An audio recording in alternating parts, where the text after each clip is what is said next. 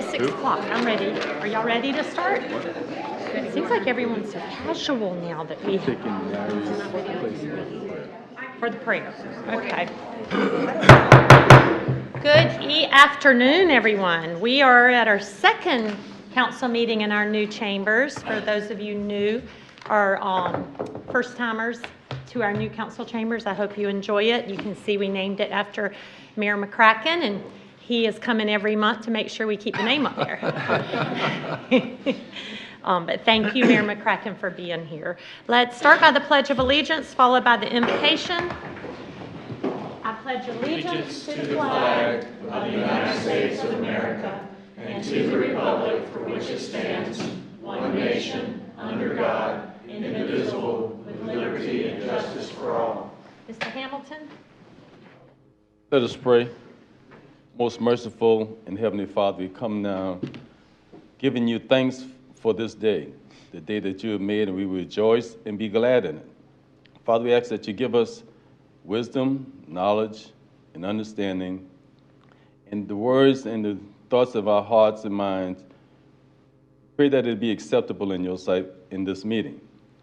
Father, I ask that you bless those that are here. Father, look for in their hearts, and whatever they desire, if it's in your will, I ask that you grant them. Father, I ask that you grant this council wisdom and knowledge to make decisions that will be effective for all of Bluffton citizens. These and all other blessings ask in your name. Amen. Amen. Thank you, Mr. Hamilton. Next, we have adoption of the agenda. Mr. Orlando. Removal of item 6.1, Mayor. Both Bill, Herb Kurtzman, and Weston Newton can't be here tonight. Okay, so we hope we'll see them one day soon. We will take that off of item 6.1. Anything else? If not, is there a motion to approve as changed? So moved. Second. Any discussion? All in favor, state by saying aye. Aye. Opposed? That's unanimous. So we're moving on to adoption of minutes. This is from our regular meeting of February 12th. Had the chance to look over them. Are there any changes? Move that we accept the minutes. Your second? Second. Any discussion?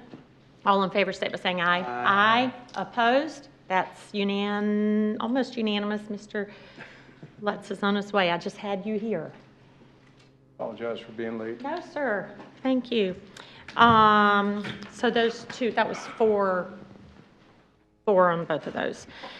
Next are presentations, celebrations, and recognitions. First is the presentation of the POW MIA flag to the town of Bluffton. Miss Debbie Bacon, if you will come forward. Well, we need you to, this is being live streamed, so we need you to speak in what, Tommy? Can she speak facing us? Facing this way. Okay. Okay, it's my pleasure to present to the town of Bluffton the National League of Families POW MIA flag. The Emily Geiger chapter of the Daughters of the Revolution is one of almost 12,000 commemorative partners with the United States of America Vietnam War commemoration. That's a 10-year effort to recognize and honor those people who were part of the Vietnam War. We hope that you will fly this flag daily, but if not daily, at least on the 6 days that a public law says that we should fly it. And we hope that when Blufftonians see that flag, that will remind them to thank every Vietnam veteran that they see for their service. So, I'll come down and get it somewhere. want me to open it up?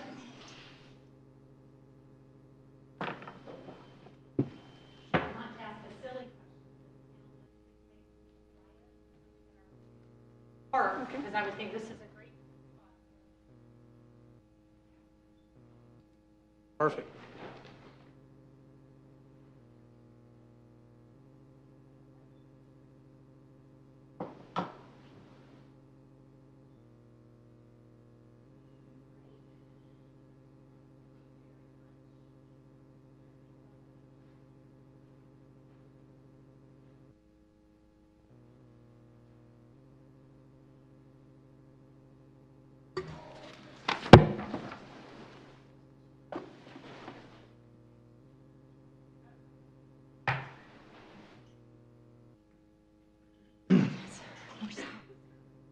Okay, thank you very much.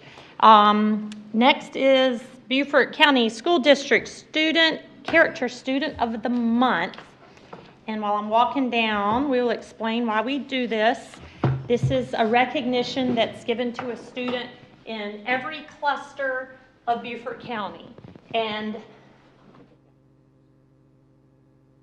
like recognizing our students, especially great achievements. So while you're recognized on a county level at the school district, the winner that comes out of our cluster of over 12,000 students, we like to bring to town hall. So the winner this year is sweet Chloe, who I've just had to come Chloe and family and principal and family.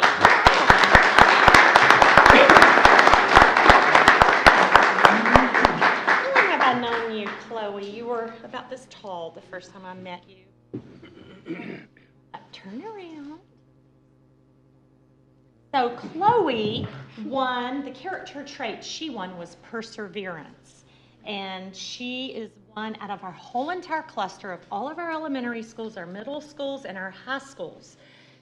Teachers submit names. So to be standing here is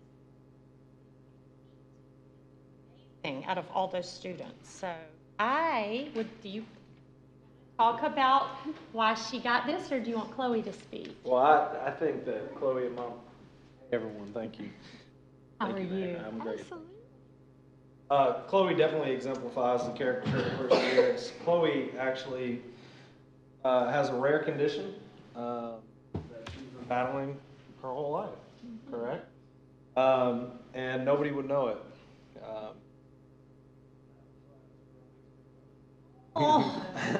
She actually just got back from Washington, D.C. advocating on behalf of her condition. So, Mom, would you like to We met with all of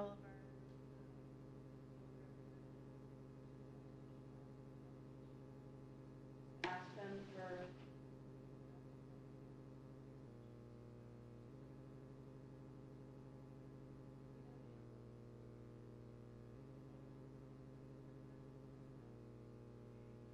for the others.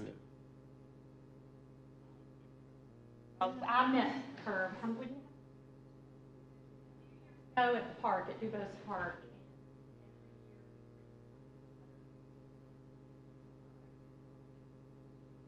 Plugging away. It's an elephant. You eat it one bite at a time. So you get a special coin that only a few people get. So don't give it to Mom. And a certificate. So you can hold on to this. Let's get a picture.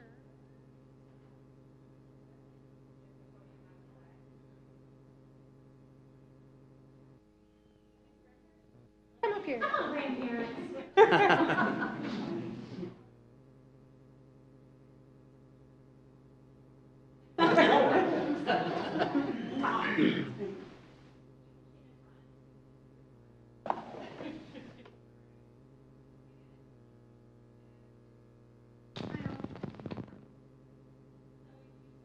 Want find out a little bit about this? They're on Facebook.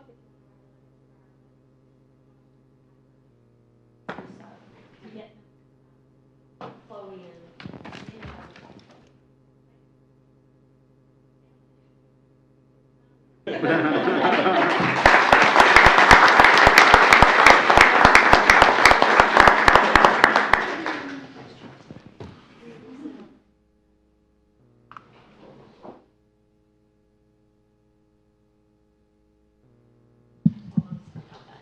Next, we have Bluffton Youth Council update, John Acker. And let's see who's on the Youth Council. Jay Sean Jenkins. I'll give you a little bit about this. This is a group of students throughout our high schools. Bluffton High School, May River High School. If you live in the Bluffton area and go to Christian Academy, is that it? If they go to John Paul. But Or if you go to John Paul II and live in the Bluffton area. This was an idea from John and a couple of students at Bluffton High School, and we said, we love the idea.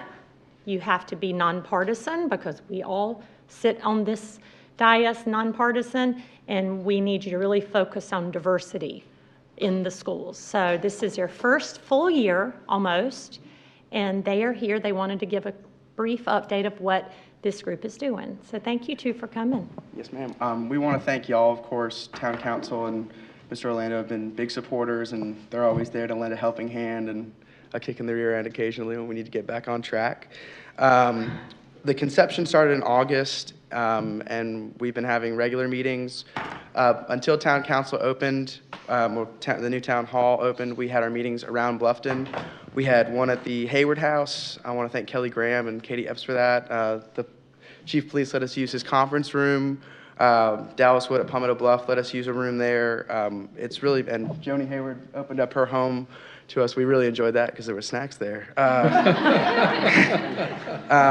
Basically, there's a few issues we've been really focusing in on. One, of course, is the quality of the river in Bluffton, the plastic bag ban in Beaufort County, rezoning of our school district, development within Bluffton, the safety of our community, and diversity. We pride ourselves on the fact that the Youth Council reflects Bluffton. We have the jocks and the brainiacs, the politicians and the athletes, everyone is on there. And we're really fortunate to have so many diverse points of view because everyone, my council members think of things that I wouldn't think of, and we really have a great time.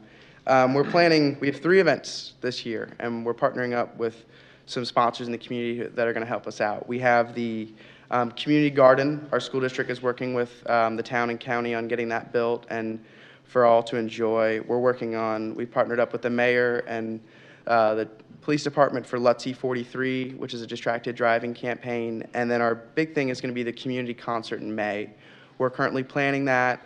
We're really excited about that. It's a closeout for our seniors that are graduating as well as anyone else that wants to come out.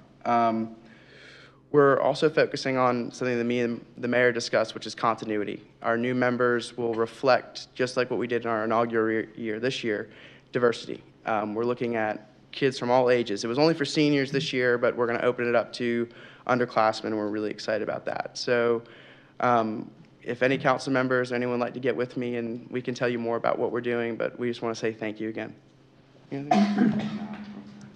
Something, Jay Sean. Good. Any questions? I have one. Yes. Who's the politician in the group? Don't answer. It's Caleb. It's not, yeah. I'm gonna be an oyster. Any other questions? Well, I think y'all have done great, and I just ask them always. They aren't quite as organized to let us know give us a lot of time. But I've asked them just to let Kim know, especially if they're going to be using this, if we want to stop by, anything like that, to please do. So, thank you. How many scholarships did you apply for today, Jay Sean? One more? Good job. Okay. Thank y'all very much. Yes. I think they're going to have. They're going to have their first hurdle because I think so many young people have seen what they're doing. I think they're going to see a lot of applicants pop up that wants to be on this youth council. So I'm really glad y'all started that. That's great. Okay, we have communications from mayor and council. Anything from council? Look to the left. Okay. Well, I'll just kind of read off of what you said. I think we are similar to that. We come from so many different places, but we all get along, and I think that's the key to any group, a committee, commission, or a council, is you really have respect for each other, even though you may not agree on everything. And I think that's why we do what we do so well. So thank y'all. Okay, we have changed public comment just a little bit. We wanted to put public comment toward any of the formal agenda items right before we discuss them, so we can really take note and listen to what you say, because that's really what we're here for, is to act on formal items. So we have 2 sets of public comment still. That first set will be toward an item, so when you go to fill out your card, just give us a little bit of a grace period to figure this out. We want you to tell us what item it's regarding. And if you just want to come up to speak about anything outside of that, shortly after the formal section, we'll have public comment not related to agenda items. So if I call your name, if it's not related to an agenda item, you'll be called that second time. So when you come up to public comment, you can see soon, somewhere. What to do, just speak is 3 minutes in length. Please give us your name and address. We are recording this, and this is live. So please speak into the mic so Kim will be able to hear name and address when she goes back to putting all of this on minutes so we can approve them the following month. Speak in 3 minutes. Max, please confine yourselves to the questions under our jurisdiction and basically just be mindful and respectful of everyone in the room. We always have young people here, and let's show them how we need to behave. So saying that, I will start with Joni Heywood.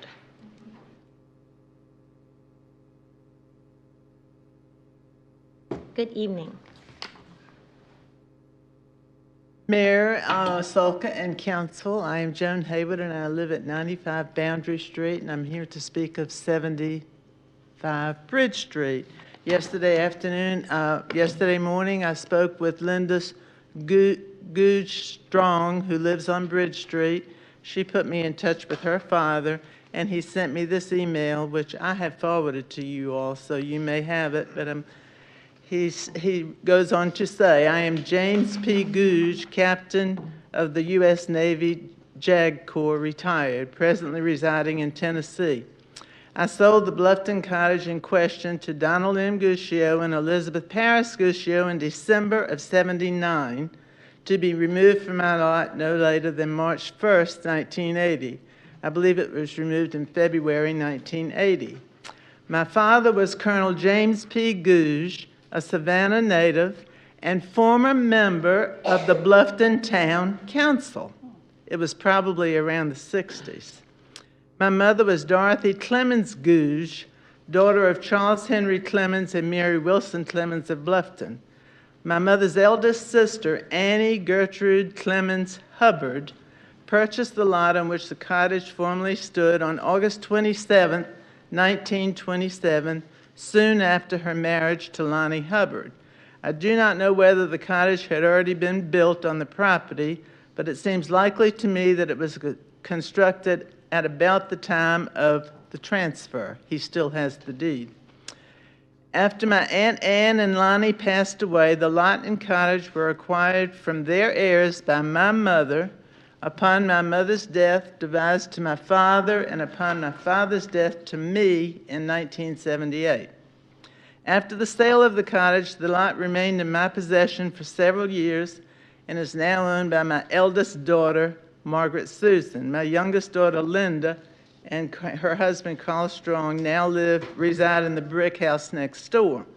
The lot on which it stands at 128 Bridge has been in the Clemens Googe families since 1911. Now, I will speak further. As you all know, Bluffton was deserted during the war, and people started coming back after 1865 and rebuilding this village. And by the 1920s, the village of Bluffton was coming back to life, and business and residences were being built, and there was even a steamship at the dock, Mark. This brings me to the Googe cottage. This cottage is 93 years old. Could be a little bit newer, but it's somewhere about 93 years old. And it represents the rebuilding of Bluffton by hard-working people. The Googe cottage is one of the few remaining structures from the 20s, and we cannot forget it. Wisely, Don and Babby saved this structure. Perhaps we can save it again and even relocate it if we need to. I urge you, the council and mayor, as stewards of the Bluffton Historic District, to save this building and not demolish it for our future generations. Thank you. Ms. Hayward. Emmett McCracken.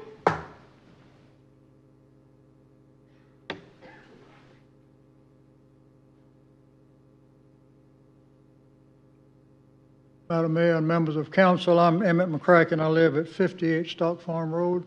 I want to speak to the workshop item relative to short-term rentals. And in your packet, when you get down to considerations, under that, the staff, one of the options the staff has offered you is the creation of a focus group, which I would hope and recommend and suggest that you take advantage of. When my exposure to short-term rentals is fairly limited geographically and in time. It's over 10 years and in the stock farm development. But when we did the covenants in '08, nobody, if you mentioned Airbnb, nobody would have known what you were talking about. I certainly didn't. And then we've had some amendments since then that speak to short-term rental, but it's as short-term as you and I would normally think about it, 6 months and at least 6 months. But then as time went on, the Airbnb crept in. For example, we have one street in Stock Farm that's permitted short-term rental. And there's some Airbnb there's some residents that have taken advantage of Airbnb. But it doesn't take very long to realize that not everyone embraces Airbnb with the same degree of enthusiasm. Your neighbor, you may think it's a good idea, your neighbor may not think it's so.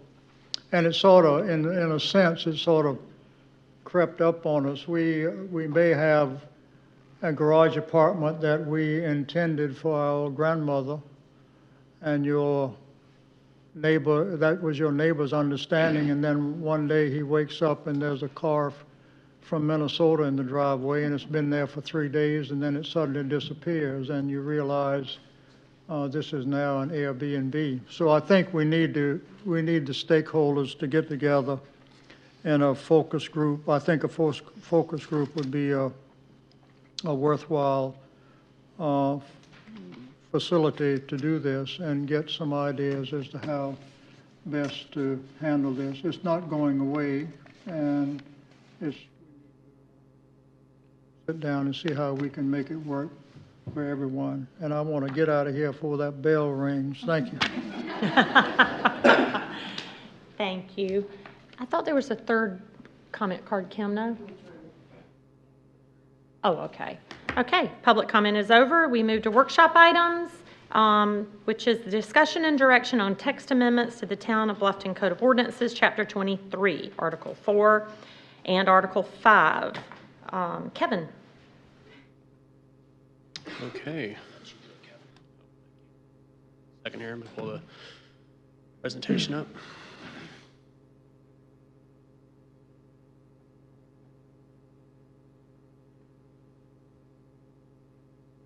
Hey, good evening, Mayor and Council. As you stated, we are here for a workshop related to multiple items. I'll try to go through these, but to focus on the topics, we're going to refer to calibration of land uses throughout the town. B, which is the review of commercial uses on side streets within Old Town. Revisions to minimum lot widths and provisions for short-term vacation rentals. The first item that we have to go through is dealing with the calibrations of land uses. And this is, it was an interest in creating a combination of a shopfront manufacturing. And this has come about recently in, it's more of a national trend where you have individuals that are going beyond your, like an artisan workshop where it's just a painter that's has their business right there, but you might be actually doing minor manufacturing of products, and then you have a shop front. An example that we are using is like a leathering business where you might be working with leathering and creating belts, or you're creating wallets or any other types of items that you then also sell online. So what we're trying to do is look to create a use that would focus on shop front, where you have a retail component, you have online, and you have the ability for people to come in and kind of see how the process that it goes through. We are, as of right now, proposing the districts here. And I put a zoning map up here just so you can kind of see what we're referring to. We're referring to as the rural mixed use district, neighborhood core, general mixed use, light industrial, and then neighborhood center and neighborhood core. The uses would be conditional, As I stated, some of the examples that we have was the leather goods retail store. So for considerations, should staff draft proposed use of the shopfront manufacturing? If so, if there's any conditions that you'd like for us to look through, if you consider using this as a special exemption, which would go through the Board of Zoning Appeals, and then what districts that the uses should be permitted in or excluded from. And what we're going to do is I have these broken down in A through D. So this is the First Amendment portion of A, and then we have the next one that's coming up in just a second. Help me with A. I don't know what you're talking about. A, like A is calibrations of. calibrations, Okay. yes. Okay, thanks. You want to do the whole thing? Can we stop and ask questions? You can, however you'd like to do it. If you'd like to stop and ask questions for each one, or if you want me to go through the entire. We'll probably end up stopping you. Let me ask you a question on that. What is that a use that you've noticed being done at the moment, and there's some non-conforming businesses? It's a trend that's out there that is that's coming forward, and we'd like to kind of stay on the front end of it. What's happening is, unfortunately, uses like this sometimes get forced into a light industrial district where it is more of a you can almost say it like a tourism type destination. We just want to make sure that this use, if we include it in there, someone has the ability to create this, what we said, this storefront manufacturing, where they're doing on a small scale manufacturing a product, which right now is only allowed in the light industrial district, just because of the changes in people's trends. They like to be able to see how products are being created.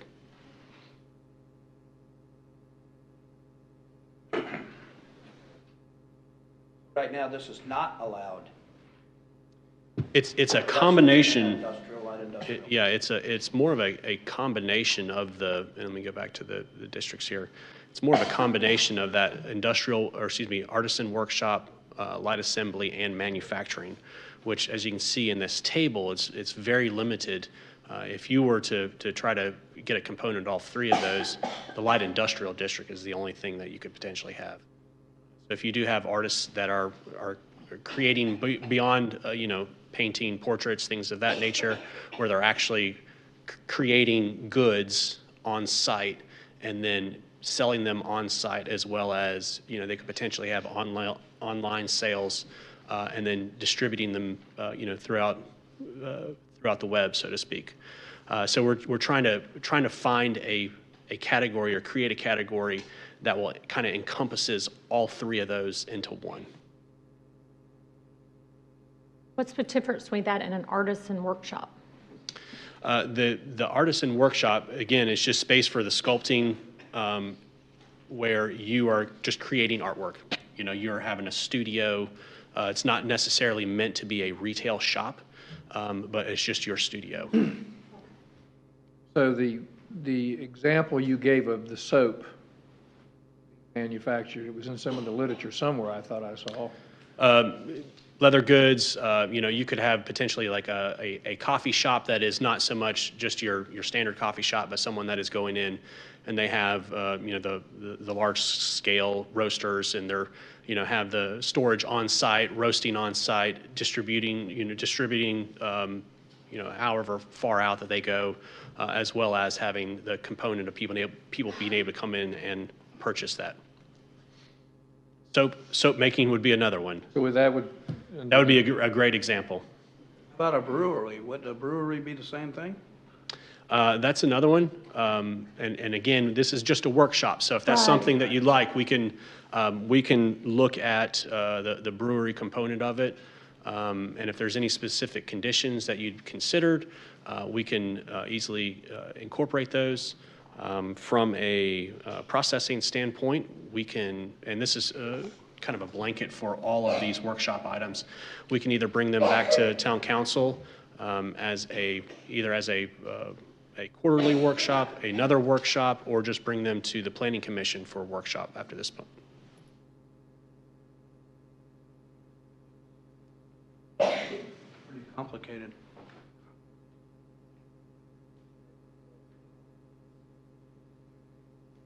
Okay. All right, so we will, Stop you if we have Okay. questions.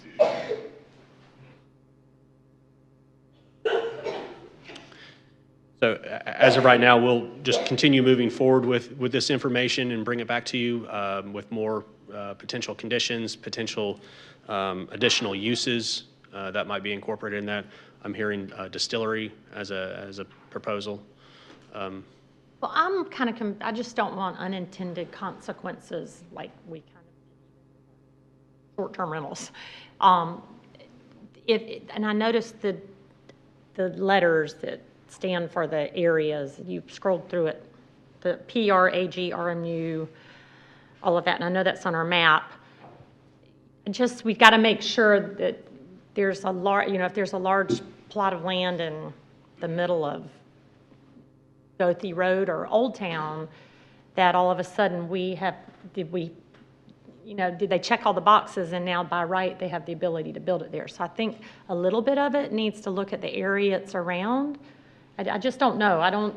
That's why I asked, are we missing something? Has it been Don Ryan Center or at EDC that said we are missing this? This could be a good use in some areas. So I guess that's where I'm leaning toward. It came maybe from.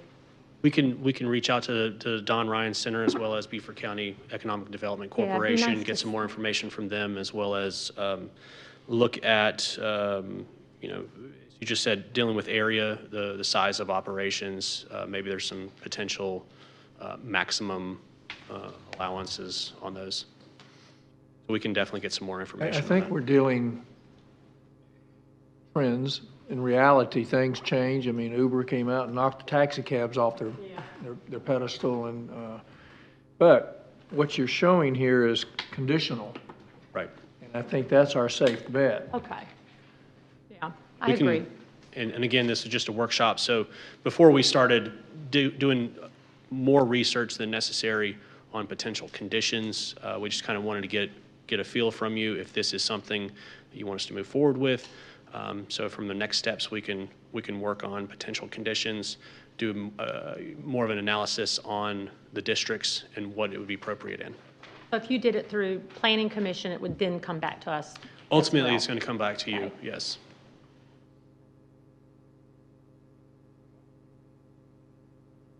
What we can do is we can take that to the Planning Commission as a workshop item.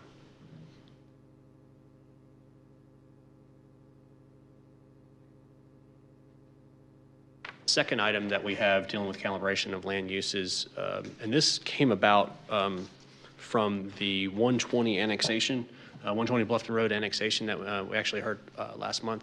There was concerns about the light industrial district allowing some of these heavier industrial uses. So we listened at the meeting and we brought these back to you as a workshop. The consideration was dealing specifically with the junk and salvage operations, manufacturing, solid waste transfer facilities. Currently, the code reads as they're all as conditional. So if someone meets those conditions, they're allowed to be there. What staff is now proposing is that we would make these as special exemptions, and it would be required to go to the Board of Zoning Appeals for approval. And at that time, the Board of Zoning Appeals can then determine on a site-specific basis if that use is appropriate at that location. So again, what I've done here is just highlighted the light industrial districts that we have. They've been bubbled just to kind of give you an idea of the light industrial districts and where these uses could potentially be located. Right, Kevin? Yeah, I got to look. Oh, I'm sorry? You identify those buildings or area? This actually right now is the transfer station on Simmonsville Road. This is actually a concrete mixing plant. Properties on the north side of, I believe that is Goethe Road, north side of Bluffton Parkway. Right now, it's just some warehouses. Mm-hmm. Right here is the recently annexed burnt the distillery, and then this is the property on Buck Island at the corner where Buck Island makes the turn. RSI. Yeah. Is that, because on the right side, purple is light industrial, but these are all red. Is it- Yeah, for whatever reason, those, it's just, Okay, it's supposed to be. the map, purple. yeah, the map just kind of messed up on me. Gotcha. But yes, while it says purple on here, for some reason, it just printed out as red.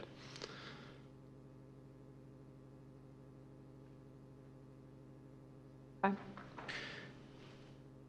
So for considerations, should staff move forward with the proposed amendment of changing the conditional uses to a special exemption, obviously for the 3 uses listed there? So if there's any other considerations that we would address. Also, I'd state that any of the conditions that are currently listed in the UDO for those uses would then transfer under the special exemptions category, which we would do that during the actual text amendment change. Since the county lands around some of those places, is it something that we go to the county to suggest they make the same, or at least look at being a similar zoning since we're changing, if we make those special exceptions? I understand what you're saying. It's in the municipal limits. We can look, Mayor. I'm not sure if that would apply to all the county light industrial, simply because their code's so different with the transect. But I'll look at it. I'll make sure we look at that.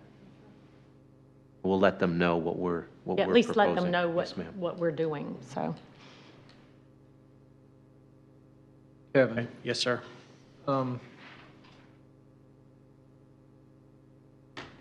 So, go, specific conditions the town council would like to see included with the use, should the use be permitted as special exception, which is what you're speaking to, via discretionary review process by the Board of Zoning Appeals.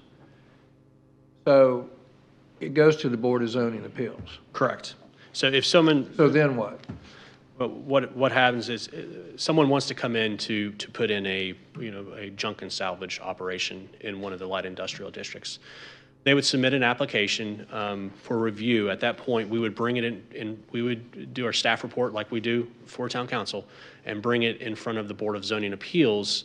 We use the criteria that are listed for review, and then we would make sure that if there's any outstanding items that could potentially have a adverse impact on adjacent property owners, those are things that we'd bring to the attention of the Board of Zoning Appeals, and then they would make a determination if that use is appropriate at that location or not. So they could either approve it with conditions, or to deny it.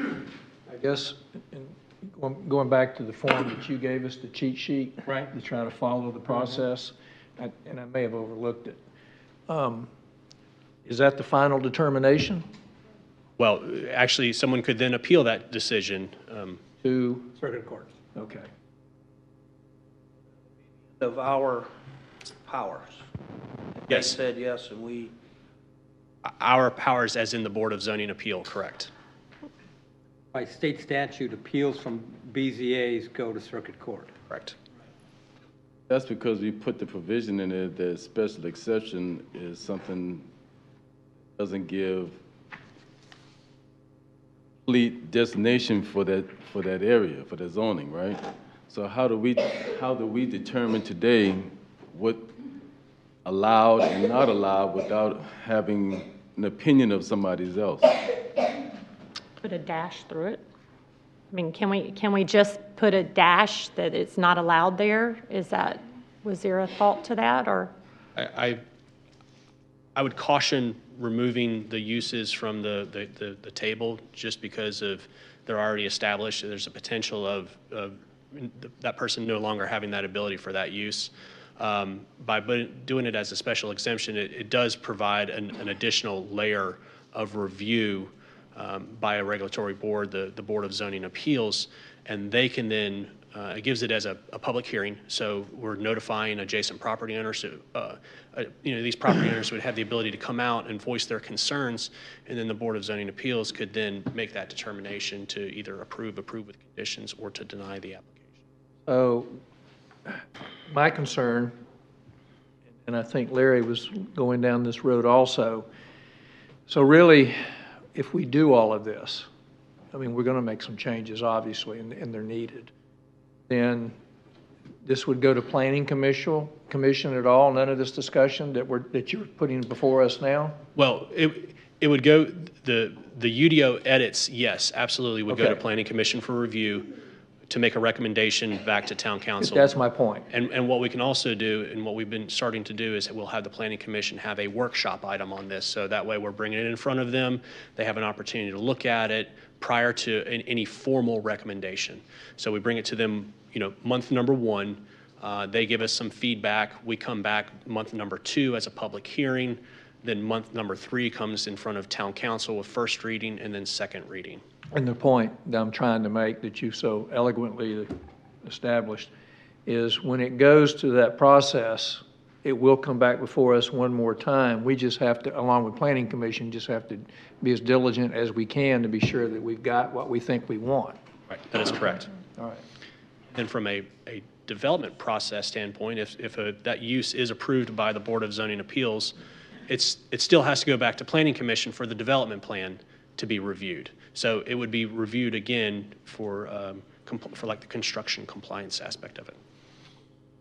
So we're going to have a lot of public comment on how we label these 3 items. But once we pass it and buyer comes up and buys the land and he doesn't like that it's a special exception, then it's out of our hands. It never comes back to us. It goes straight to BZA. I've got a question. I know this UDO's new, because I remember going through hundreds of pages of this. So I'm not debating your concern, but there wasn't a use on the land. Then we added a C, and now we're thinking about making it a special exception. Why can't we take the use off? Unless the property's been sold and there's The problem is that any of those established uses, if they burn down, if they got more than 50% destroyed in a hurricane or something like that, they would not be able to rebuild. Correct. But are there junk and salvage manufacturing and solid waste in any of these circles today? My question. Oh, the answer to that. I know. In- I in understand your- in that your vote, concern, yeah. but I'm thinking more of, I guess I'm thinking of vacant property, even though I know that one area, the recycling center is in the town. That's non-conforming no matter what we do, right? Well, if RSI, something happened there, Or if RSI, would they be able to rebuild under our current code? Under our current code, yes. But if you were saying you were changing the land designation and they could not go back into the bubble where they are now, then they couldn't. but is there a way to do this on raw land versus, going forward? Should we look at, because you have the recycling center. Oh my gosh, we can't take that use away. Identify the industry that we have.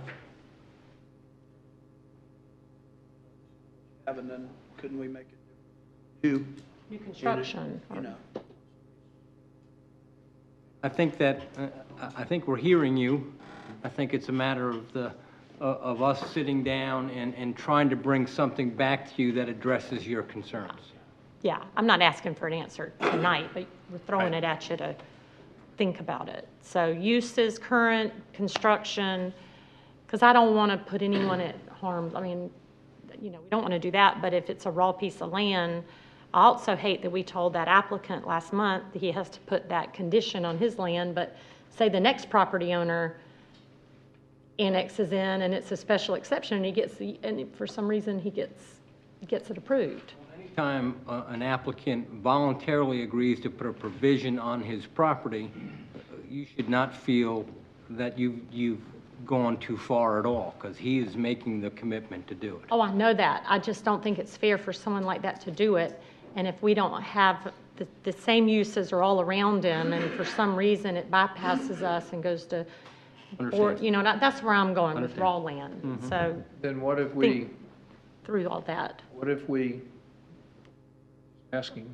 forget the special exemption, you just leave it conditional? What does that do? From a staff level, what I would suggest is that we would then look at what conditions we have listed right now and potentially make changes to them to make sure that they're more appropriate for those types of uses. While I don't have it specifically in front of me, I believe for the junk and salvage operations, you're allowed to have material within 10 feet of the property line. And all that's really required is a fence that screens this material. So if you choose, and we can come up with options of either doing it as a special exemption or look at increasing the conditions that we currently have. Or we could do a combination of both and put a lot of conditions on it and still make it a special exemption. That way it does allow for another layer of a board being able to review it. It brings it into a public hearing, so that way there is a notification to adjacent property owners so that they're aware of the use potentially coming in.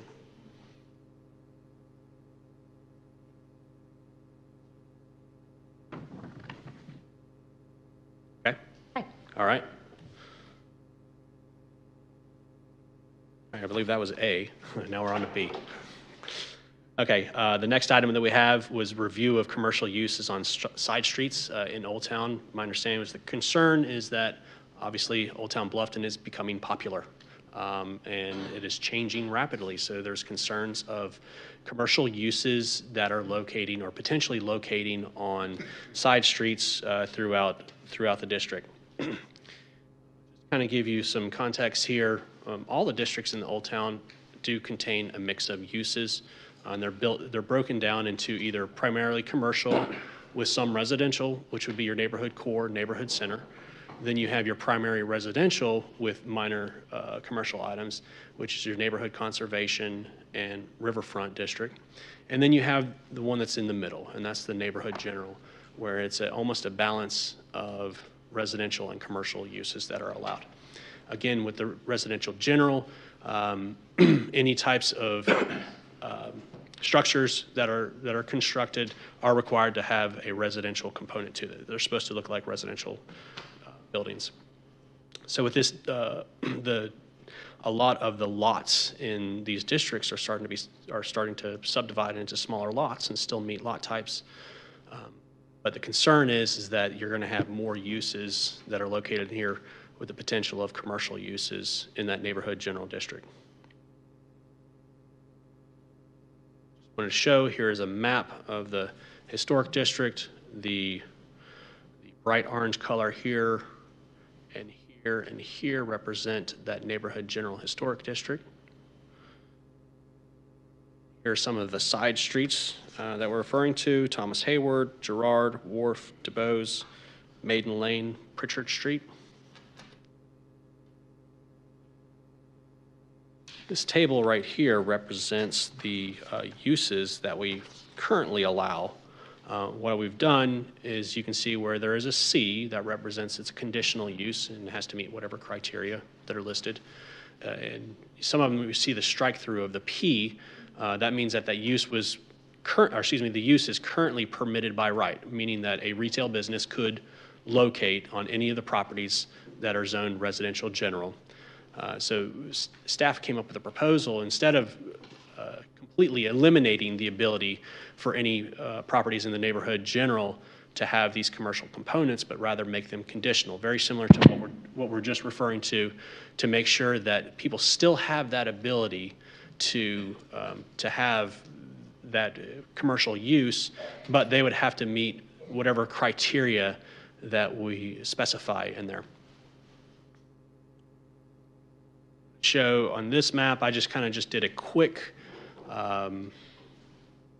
view of properties where there's not buildings that are currently located, and I just marked it with a dot just to show potential development sites. As you can see, the majority of the properties along these side streets, I say the majority, there's still some out there,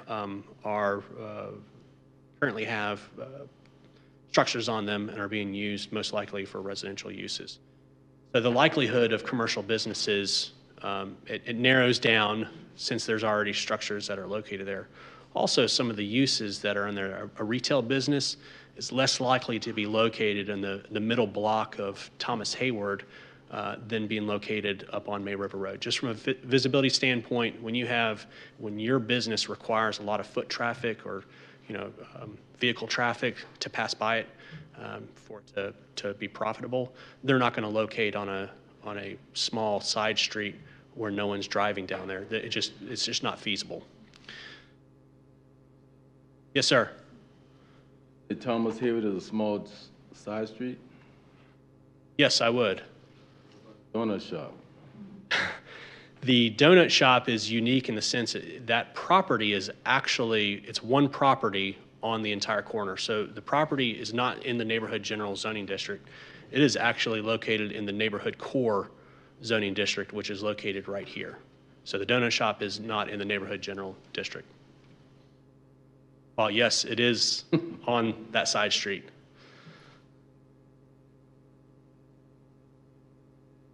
Point of that is, especially downtown, is attracted to everyone.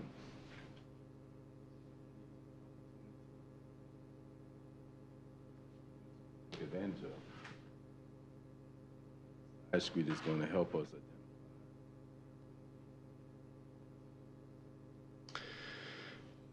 With that, and again, that's where staff has the proposal of making, instead of just outright removing the uses, making them conditional.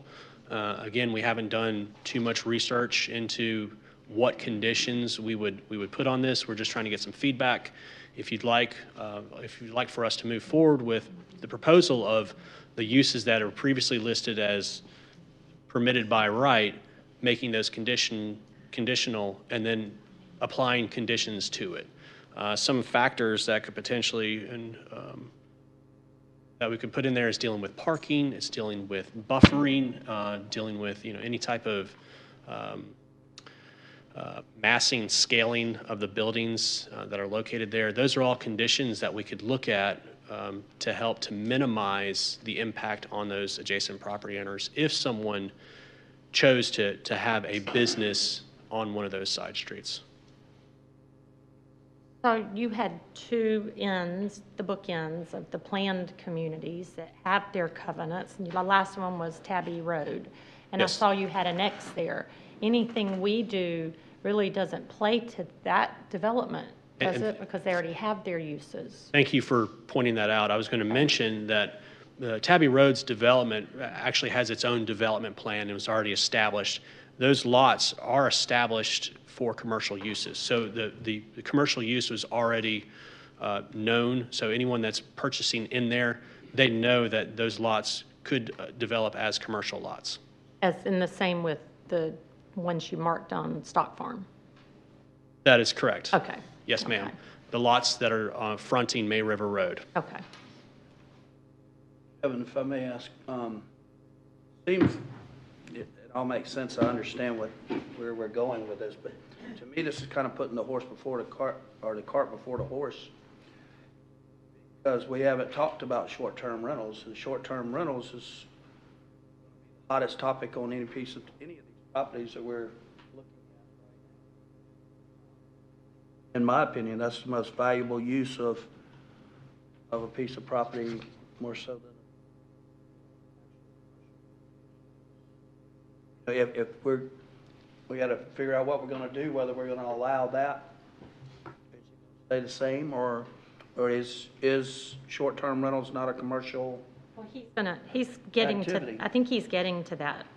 Right. He actually jumped over commercial uses on side streets. We kind of skipped over provisions for short-term rentals. But I have that on the list. Yeah. We're getting to it. Oh, I knew we were. That's what I'm saying. I think I want public comment. I want to hear the public comment during planning commission, and I think the community's going to provide a lot of input into if we're going in the right direction or not. But I do like that you're throwing all these ideas at us. So Okay. I'm not letting public comment, but this is more of a workshop on how we do the workshop, right?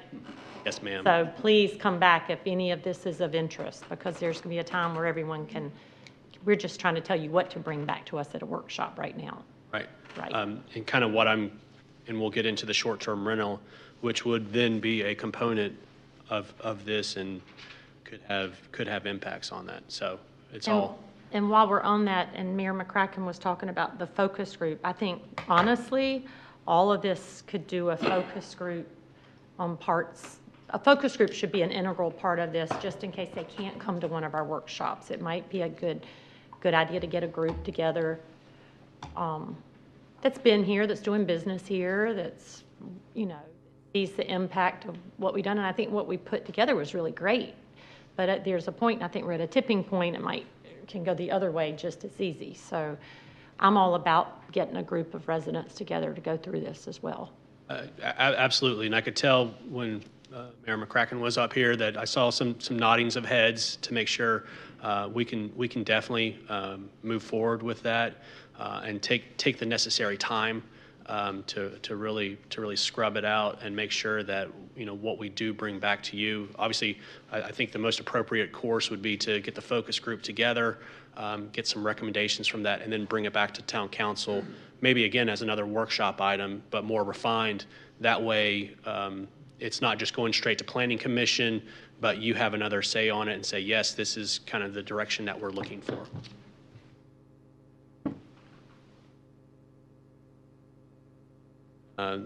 Are we good with that for right now? Okay. The next item we had was dealing with the minimum lot widths. Concern that came up recently is that that some of these properties in the historic district are being subdivided to very small lots, which are having difficulties of the building placement, parking, driveway locations. So that's in the historic district, but we also allow for these smaller lots in the non-historic districts. But the concern is that when a lot is between 50 and potentially 30 feet, we have a front building setback, but we have no regulations as to garage placements. So what's happening is you might have a very narrow lot. The building is required to be between either 12 and 30 feet or 12 and 40 feet. And there's potential of having vehicles that are then encroaching over property lines or encroaching over sidewalks. So staff is,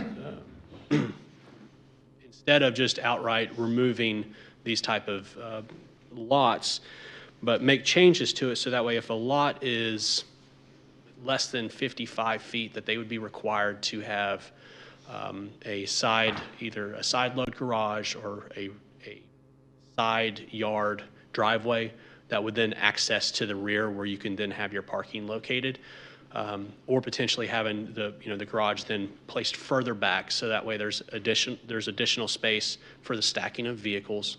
Or if someone truly wanted to have a narrower lot, a lot that is potentially 40 feet or less, that they would be required to have a rear alley, which in a traditional neighborhood concept type design, having the homes fronting on the main street and then having an alley at the rear with all access through there is an appropriate design when it's done properly.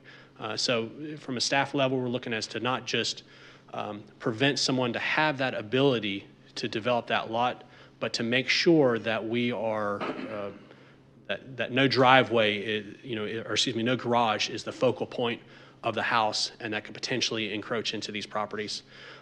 So that way you're still having you could potentially have a driveway if your lot is 55 or less, but if you go down to a 40-foot lot, you are required to have an alley. With that, you still have to understand that you're going to have the necessary space in order to have the alley. So it might actually cause someone to, instead of subdividing a lot into 3 lots, they may then just subdivide it into 2 lots because they don't have enough space to provide that alley to the rear. So it's almost forcing them to decide on if they want to try to go for 3 lots and then have an alley at the rear, which they can't make, then they have to go to 2 lots. An example that I was thinking of. Yes, sir. So on this one topic, not the others, just this one. If we say yes, based on your considerations, to move forward with UDO amendment drafting. That goes to the Planning Commission.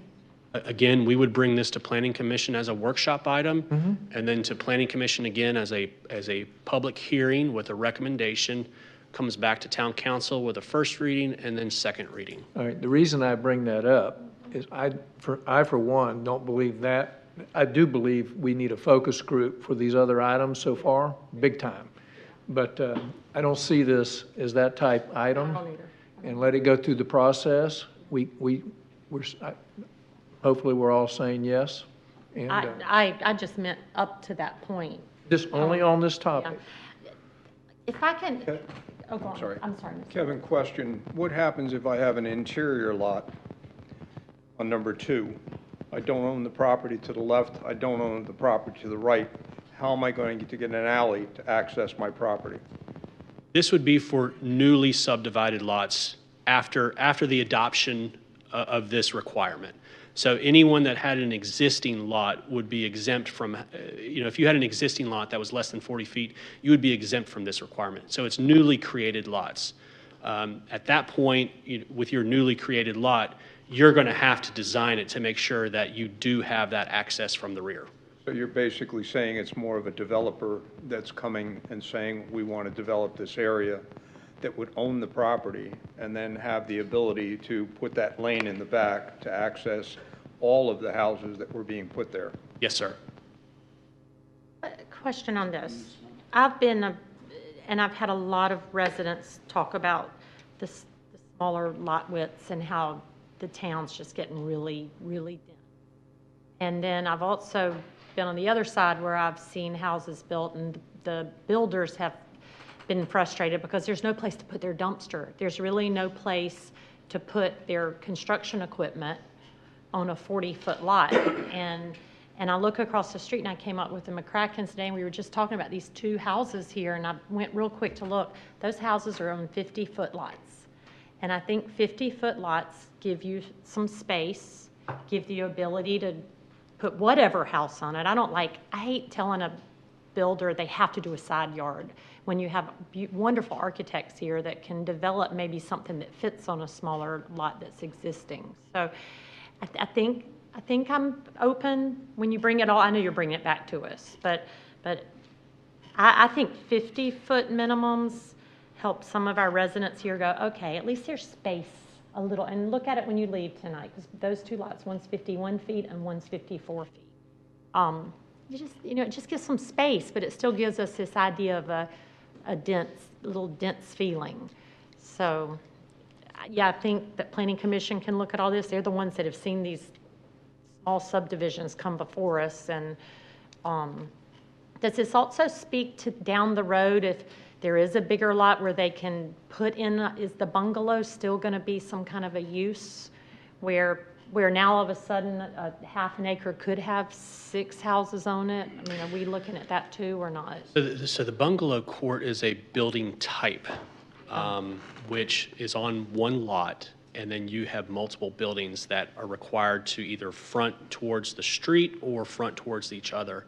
And typically, you're going to have you'll have an either single access where it goes to the rear and you have your parking. It's in essence communal parking, or you have the horseshoe where it will enter one side, you have your parking, and then exits through the other.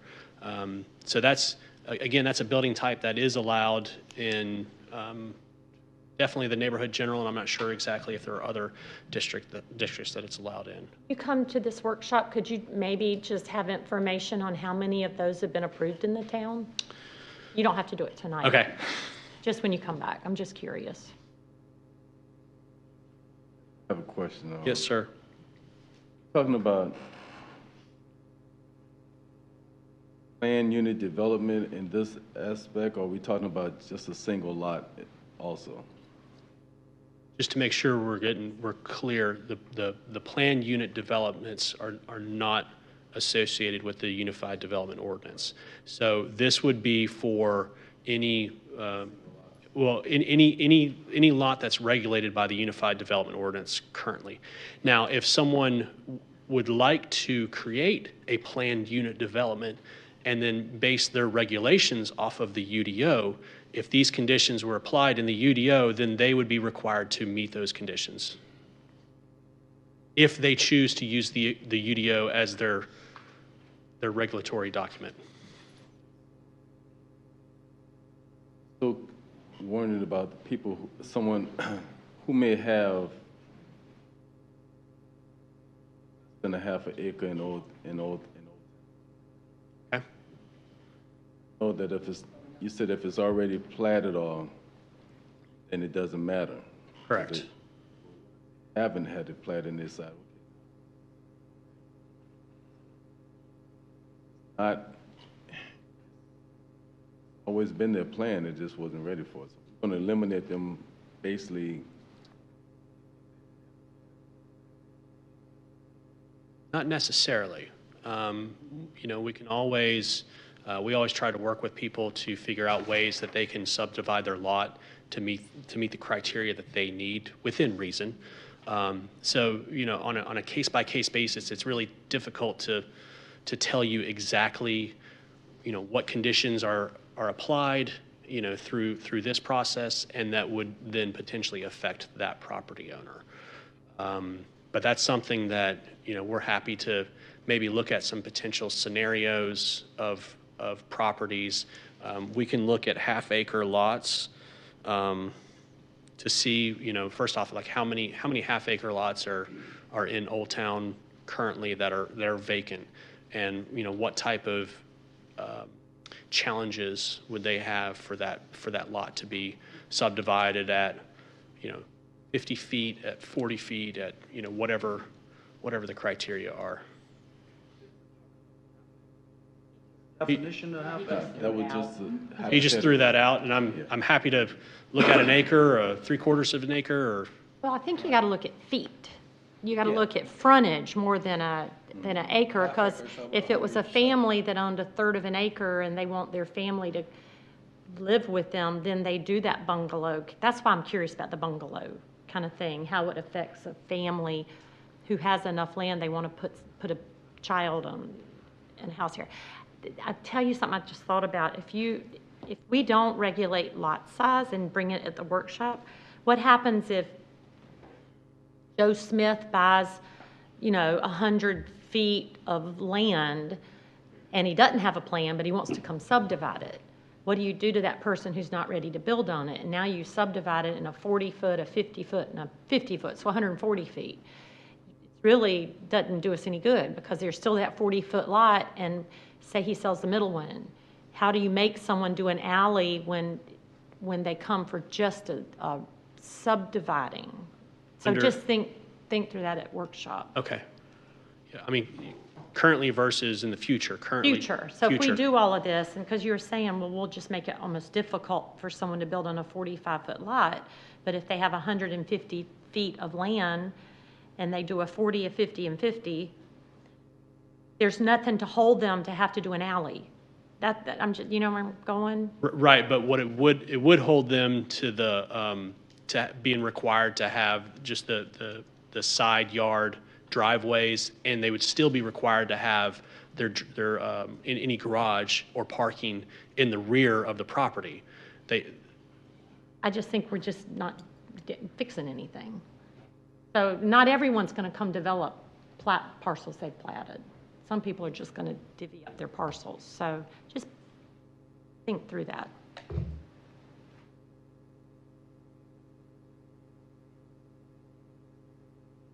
Which brings me to my question. The reason why staff wanted to make these changes is because we found that there were problems with getting enough frontage with parked cars when the houses were too close to the street. That was one issue. That's one issue. Now, I will also state that that's more of an issue in the non-historic districts. In the historic districts, you're still required to have any garage set back. I believe it's a minimum of 20 feet from the front of the principal structure, as well as you're not allowed to have any parking. I mean, you can have your driveway, but actual parking area would have to be established behind that front plane of the structure.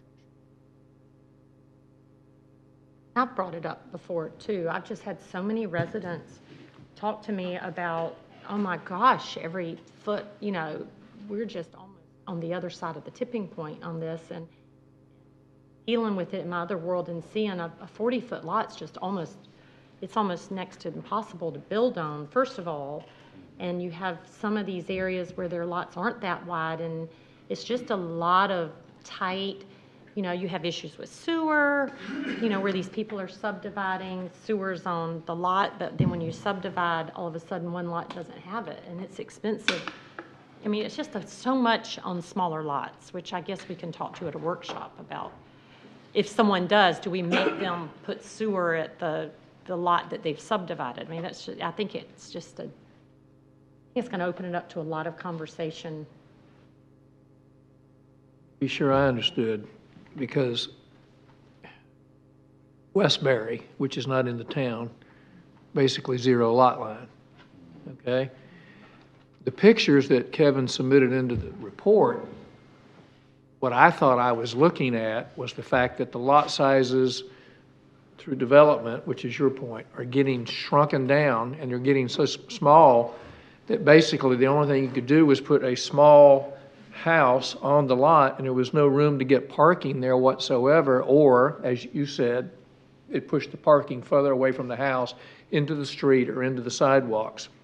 Is that not a fair assessment? Yes. Okay, that's what I thought I got out of this. So it's about lot size, period, is what it gets down to. Okay. Okay.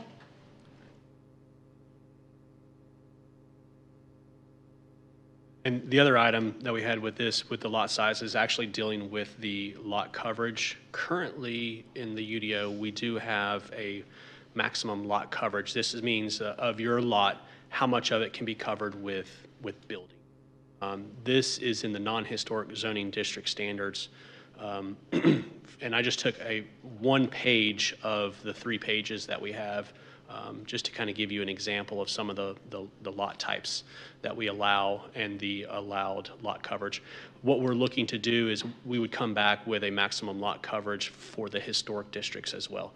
This will help with the size and scale of buildings, as well as making sure that there is ample space for parking. There's ample, we'll call it open space on the property. Right now, the way that the ordinance is set up, you can, as long as you get all the facets of the UDO, you can build almost as large as you can, meeting all the guidelines. So we would ask that we would, during this workshop process, we'll come back with proposed maximum lot coverages. And this will make sure to help to make sure that, you know, that the scale of the buildings is appropriate for the districts. Kevin, question, please. Sir. When you say maximum lot coverage, Yes. are you including the driveway and any other surface, or are you just talking about the main body of the home? Main body of the home, decks, you know, pergolas, things of that nature, would also be included in that. Not so much the driveway, but just the building, porches, decks, anything like that. Swimming pools? I'll have to check on that one. That's a valid question. I don't know the answer. Have you looked at some of these, maybe like I just kind of go back to Tabby Road. A little bit of it made sense where they have it, but they only talk about heated square footage as Correct. coverage. Right. So if it works, shouldn't we just similarities? I don't know if it works, but And we can look into that again. With this being a workshop, we didn't dig deep to look that far, but we can look at Tabby Shell to see how they are. Tabby, yeah. I got a question, Kevin. Just Yes, sir. I'm just playing dumb. On a country house lot,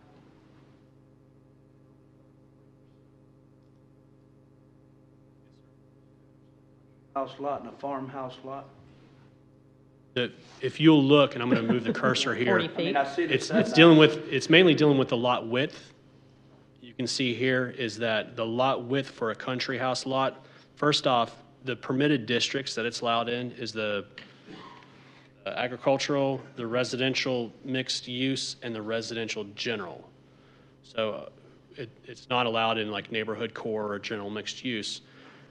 But if your lot width is between 110 feet and 150 feet, then that's the how we establish the setbacks for that lot. So if you had a large lot and you were subdividing it down and you had your lot width at 120 feet, then we would then come over and say that you have to have a front setback of 40 feet. I get it. Now, Yeah. it's actual ground cover. It's nothing to do with square footage. Correct. It's the ground House cover. is 3 stories. Right. But you have a larger lot. Well, these are not historic district standard. Sorry. These are non-historic district lot standards. Right. Okay. So, just based on the conversation, we'll bring this to Planning Commission as a workshop item. We have your comments, and we'll bring. Talk about short-term rentals? Not yet. Oh, I thought you were finishing. Sorry. Okay. Oh, I'm here all night. Okay, no, I just saw town council consideration. Usually that's the end of it. So- I'm not. Right. No, I'm not, so. Okay, all right. So the last item that we have for the workshop component to it is dealing with the short-term vacation rentals. Obviously, since 2016, short-term vacation rentals have doubled nationally. So the location that we are a hotspot for individuals. So some of the arguments for and against short-term rentals is dealing with economic impact. That would be your tax revenue of collecting taxes. Impact on the housing market. Obviously, when you have short-term rentals, you then remove that structure from being a long-term either rental or owner-occupied property, which then could potentially have issues with your neighbors. Then you're not knowing who your neighbors are. There's constantly new people, as remember McCracken mentioned, the license plate from Minnesota shows up, and you just don't know who they are. Other neighborhood impacts is dealing with, there's worry of the quality of life, obviously with people coming and going. There is the increased tourism, so with the online platforms that were discussed before, Airbnb, VRBO, that they provide a way to boost local tourism. And you have impacts on your traditional lodging industry. Hotel industries feel that these short-term rentals are not regulated as they are, and that they don't have to pay the same lodging and tourism taxes. And then the other item is revenues for taxes and fees, where each jurisdiction could then determine if the use would be had the potential for a tax. So currently, we lack specific regulations for short-term rentals, as was stated, and that with the growth of this industry, that we've kind of put together the best practices. I did provide in your report a spreadsheet that hopefully everyone had a chance to look over that, and I cannot take credit for that. Brian Herman, one of our principal planners, is the one that came up with that that chart. So again, I'm not going to take personal credit for that. And as Mayor McCracken stated, that there's the need for a focus group to be created. Beaufort County just recently created a focus group to examine some of the issues that they have. Some of the things we'd like to establish, if moving forward with this, is to establish 2 types of uses. That would be your owner-occupied and then your owner-absent short-term rentals on your lots. That the use would be classified as commercial and have it listed under lodging.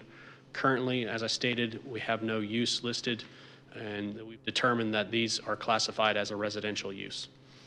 Some of the conditions to consider is the number of units that would be allowed on a lot, if specific parking requirements, any type of signage regulations, if they would be required to have a property management group associated with it.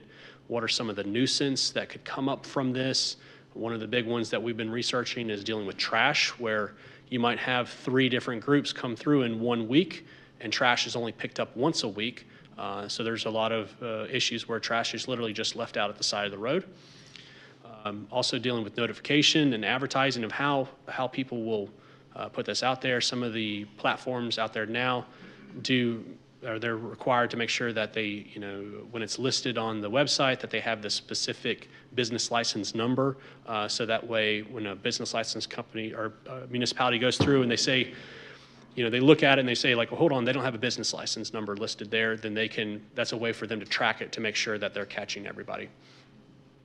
Again, some of the concerns also is capping. Some people will cap the number of units that are allowed in a specific area. If moving forward, this is something to think about, that actually not having a cap, because then how do you regulate who gets it? Is it first come, first serve? Is it a lottery? It's a difficult item to look at. Also, to establish an actual license that would track it, and from an enforcement standpoint, code enforcement could then go out to a property to make sure that they're meeting all the safety issues.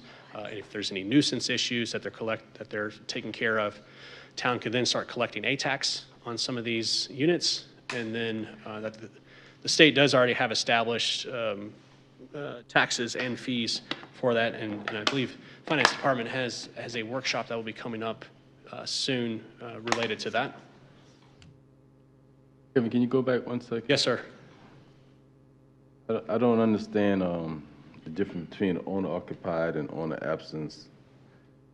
Sure. Example? Yeah. So you own your house. You have 4 rooms in your house. You live in 1 room. You rent out the 3 other rooms. You're owner-occupied because you live there, throughout the year. Versus you purchase a home. You live somewhere else. You rent that home out to individuals. You are then owner absent, meaning that while you own the property, you don't live there.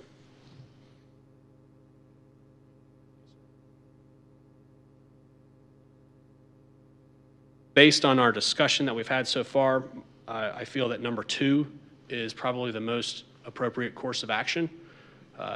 If you like, we can start to work on creating a focus group. Examine this a little bit closer. We are happy to take any suggestions of individuals, and it doesn't have to be tonight. You can let the town manager know of people that you would like for us to reach out to that you think would be an appropriate person to be on this focus group. We could then kind of craft an outline based off of a lot of the information that we have them look at it, and then kind of put something together and bring it back to town council as another workshop item with the findings that we have. I think that's fine. Yeah, I like the focus group, but I'm assuming that when we develop the focus group, we'll have people that are on each side of the spectrum, people that don't like short-term, people that want short-term, people that have a home with a cottage or a whatever above it, and they rent those out, and so we cover the spectrum. And I'm sure I heard McCracken volunteer, but Thought he did too. it's He unanimous. did. I wrote it down. I'm pretty sure we have it taped. Yep.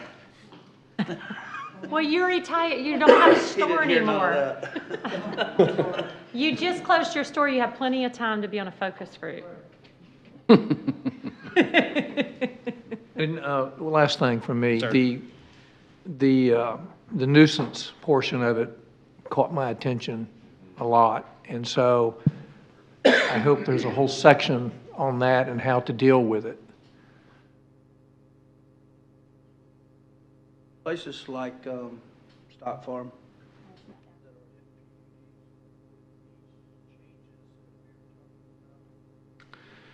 In fact, So Stock Farm is not in a PUD. They have a development plan for the entire property, but they're still regulated by the Unified Development But Ordinance. they have covenants. They do have covenants, correct. Let go on that, because I was going to ask, what does this affect? The 8% that's not master planned, basically, plus ma'am. Old Town? Because the Hampton Halls, they have short-term rentals. If we say no short, I mean, they have covenants, and I heard them talking. Tabby Road, Stock Farm, Bluffton Park, I thought they had CCNRs that either allow it or don't allow it. Why would we tell them something different? Mr. As Finger As is, part of the focus group, and part of what you would instruct your lawyers to look at was where can we and where can we not apply this new concept? Under our development agreements, if a revision to our codes involves health, safety, welfare, we have a strong argument that it would apply. If they already have covenants that allow it, then we may have problems there. So I think That's what I was. We would need to look at all those issues for you. I think that it's been in the paper that Hilton Head Plantation, a lot of these covenants were written prior to this period of time, which was brought up a while ago. So this Airbnb and all these things are disruptor, and they didn't exist. So the developments that are these master plan PUDs, like you're talking about, the HHP on Hilton Head, they're having to do that from their perspective. They got to change their covenants, from what I gather. the ones here, and I think the Hampton Hall, which is probably one of, in Bluffton Park, I think, maybe not Bluffton Park, but most of the covenants in Bluffton, they call rentals 6 months and longer. Most of them say they can only be rented 6 months and longer, which means they can't be rented shorter unless they're designated. Now, violated, but that's not our place. But that's why just, you know, if there are covenants in place, I would hope we would address that, because kind of taking away a use that was promised to some people. we can work, I'm sorry, go In ahead. that wording, does that mean that they can only be rented 6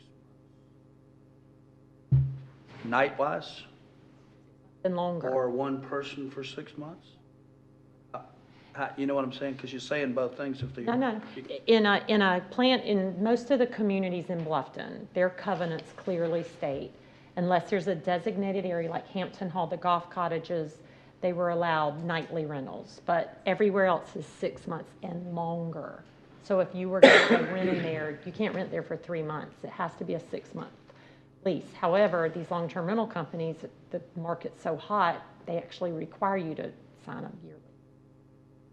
I think one of the important things to do right off the bat is define what short-term rental is.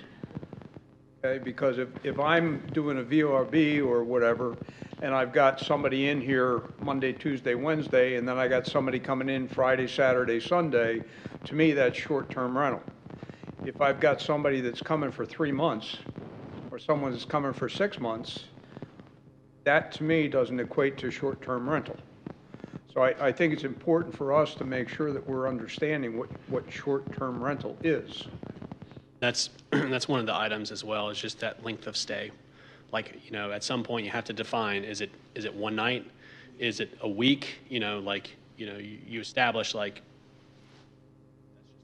be established. So from a staff level, we can create the focus group, work with the town attorney, and then bring this back to you as another workshop item. Super. We'll give you names. There are issues going on all over the place on this very issue. So Right. it's not like we would be plowing a whole lot of new ground. We would, staff has put together a great sheet on what everyone else has done around here. Litigation in different areas of the country. Is it a lease? Is it a license?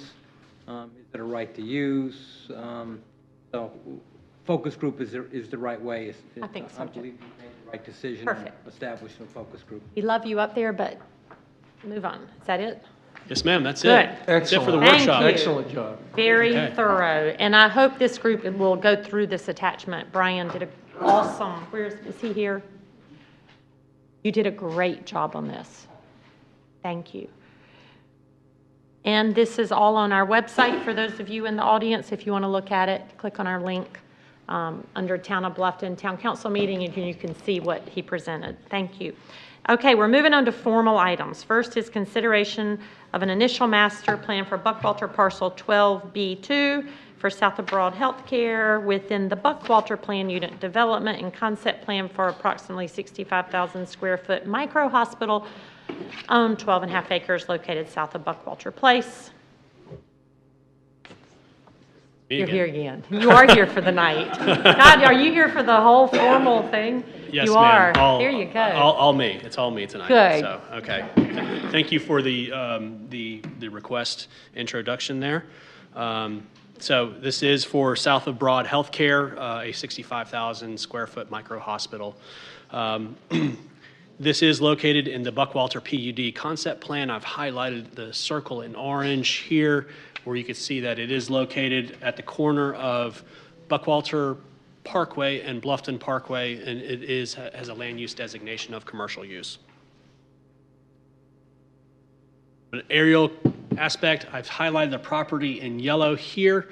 To the north is Buckwalter Place, to the south is Grandy Oaks, to the east is the towns at Buckwalter, and then to the west is Hampton Lake. This is the actual proposed master plan. Again, 65,000 square foot micro hospital.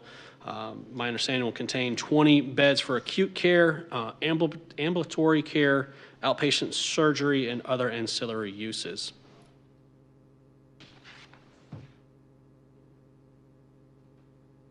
Planning Commission at their January 23rd meeting recommended to approve with conditions. I will just briefly go through the conditions. I won't read them verbatim, but at time of development plan, to the greatest extent practical, that they will preserve the existing buffer along Buckwalter Parkway and Bluffton Parkway and infill any additional necessary landscaping as required. Per the traffic impact analysis, the applicant will work with Town of Bluffton, Beaufort County, and adjacent property owners for funding and installation of a new traffic signal at Bluffton Parkway and Innovation Drive, and that this would be installed and operating prior to the issuance of a certificate of occupancy for the micro hospital. At time of development plan review, that they will submit architectural renderings to staff for the review to ensure that architectural elements address the adjacent streets and parking areas.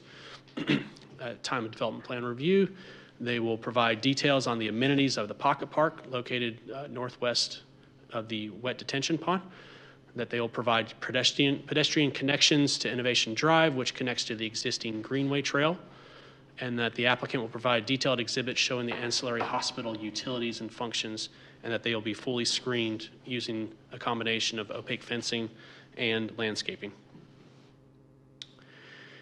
During the Planning Commission's review, there were multiple items that were discussed, including transportation, the building location and architecture, parking, circulation, above-ground utilities, amenities, signage, and buffering.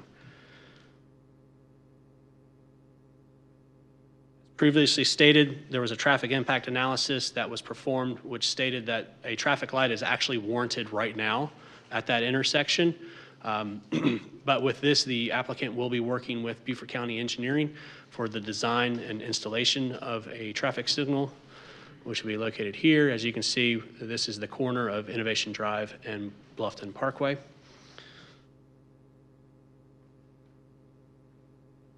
Also, the applicant has a helipad that is located on the top of the building. They have stated that this facility is meant for individuals if they need intensive care at another facility and they are in this area, they would be driven to this location. The helicopter would come in, pick them up, and move them to another facility. It is not meant for, my understanding, and the applicant is here to, if you care, can provide more detail, but my understanding is that it's not meant for patients to come into this site to receive care, but rather to be moved from this site. What they've stated is typically that they have on average of one patient that needs this service per month. They've also stated that this will meet all FAA standards, even though it's not required to. Again, from the building and location, there was concerns that the building being located not immediately on the corner, that the facade of it would is not known. It's also not required at master plan process. But we've asked, and the applicant has agreed, that when the building plans do come in for review, that we review to make sure that there are architectural elements on the 3 sides that front the streets and parking. The other side faces the wetlands.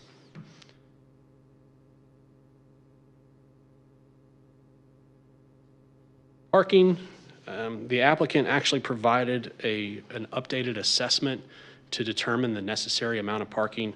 The current code that we have in place is based off of a true hospital as you would think of 30 years ago versus a more refined micro hospital that has a whole list of uses.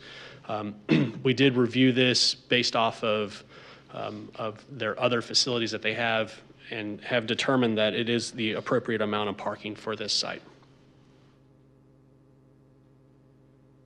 Circulation standpoint, first, you do have a right-in, right-out only located on Bluffton Parkway to provide access, vehicular access, as well as off of Innovation Drive. Staff did work with the applicant as well as Beaufort County to try to get an access point off of Buckwalter Parkway. However, because of the location of the existing right turn lane from Buckwalter Parkway onto Bluffton Parkway, it was impossible for them to get an access point there. From a pedestrian circulation, there are a total of 4 access points, 1 on Buckwalter Parkway, 2 on Bluffton Parkway, and then 1 on Innovation Drive, which then connect into the existing Greenway Trail, which you can see here. This is a map of Buckwalter Place. I've kind of highlighted here what's in light gray color is existing. The walking path around, yellow is the Greenway Trail that currently exists, and then the red is the potential future access for pedestrians. Go back to that question. Yes, ma'am. Is that land between the development and the Greenway Trail owned by, is that developable? That's all in the wetlands. It's all wetlands? Yes, Okay. ma'am, that is all Okay, wetlands. great. And I believe up into about right here is the property line. So that, all that is showing right now will all stay, Yes, ma'am, that is all Open like wetlands. that. Okay, Yes, good. undeveloped wetlands. that's nice. Kevin, on Innovation Drive, that access point, is that a right in and right out too? Right here, that's a full access point Full here. access? Yes, sir.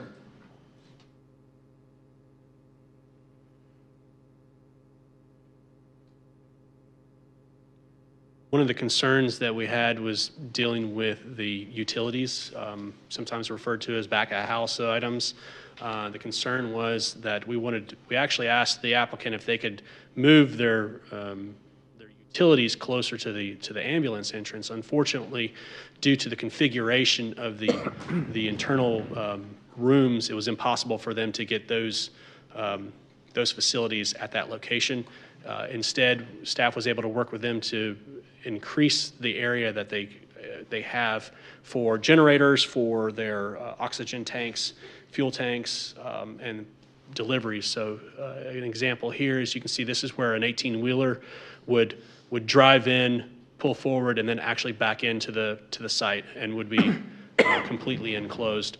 We also wanted to make sure that when it's not in operation, that it's a fully enclosed gate, so you're not going to see a lot of the generators that from Buckwalter Parkway.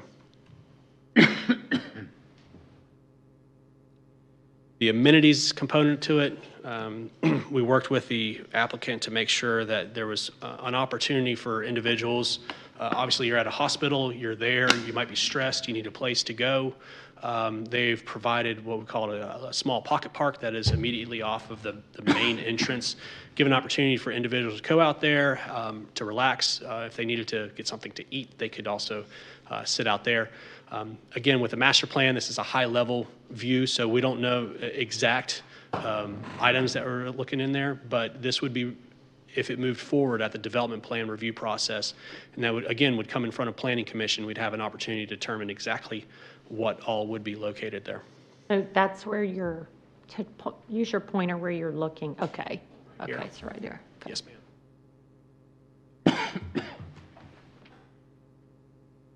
From a signage standpoint, the applicant has stated that they will meet the existing sign regulations that we have. Then one of the items that we discussed earlier was dealing with the buffer. There is a buffer that is located along Bluffton Parkway here, and the applicant is actually, there's existing pine trees that are out there in certain areas. The darker green here and here represent those trees being saved. And then what the applicant would then come in and do, you can see where areas where it's bare spots, they would come in and fill those in with additional landscaping, as well as landscaping in front of the building here. And it does continue on along around Buckwalter Parkway. These are the utility providers that we have documentation from: Beaufort Jasper Water and Sewer, Palmetto Electric, Hargray, and then the Bluffton Township Fire District. Stormwater management standpoint, the applicant, it would be reviewed at time of development plan that they would meet the stormwater regulations for both control and quality. These are the review criteria that you're to use in making your determination. If you have specific questions about any one of these, I'm happy to go over them. If not, I can just move on. And then these are the conditions to consider if you decide to move forward with approval. They are the same conditions that I had read out loud earlier. I'm happy to read through them verbatim again if you like. If not, I'll just continue to move on. And your actions this evening are to approve the application as submitted, approve the application with conditions, or to deny the application as submitted. From a process standpoint, we are here this evening for your consideration. I'm happy to answer any questions that you may have, and I've also provided a proposed motion if you so choose. And the applicant is here and is happy to answer any questions. Kevin? Yes, sir. In the applicant's application, there's no section for drug rehabilitation or alcohol rehabilitation? I would defer to the applicant to answer that question. But I did not see anything in there, but. I'd like to get an answer on that. Yeah, come to the front. So Kim has it. Russell Baxley, CEO at Beaufort Memorial Hospital. Right now, this is more of an ambulatory acute care hospital setting, so we had not planned to provide alcohol, addiction, and/or psychiatric treatment at this hospital.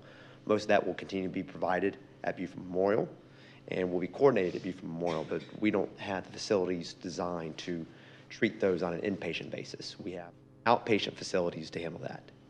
You said were alcohol and psychiatric. And addiction. Mm-hmm. So you're not planning on that at this location, nor will you be looking in the future to add that without having to come before council or?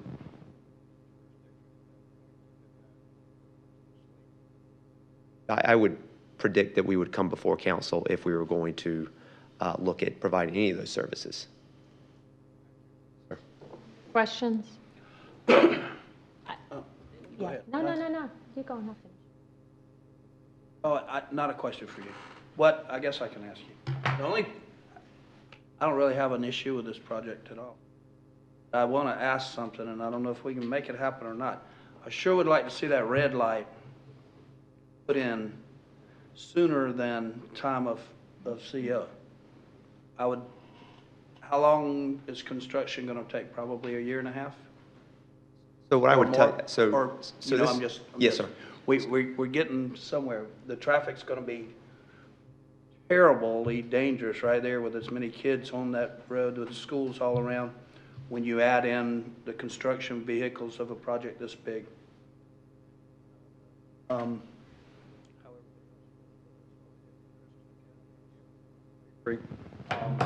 And I don't know how hard that would be for you guys to accommodate, but it's got to be done, so I would just like sooner than last of all. Sure.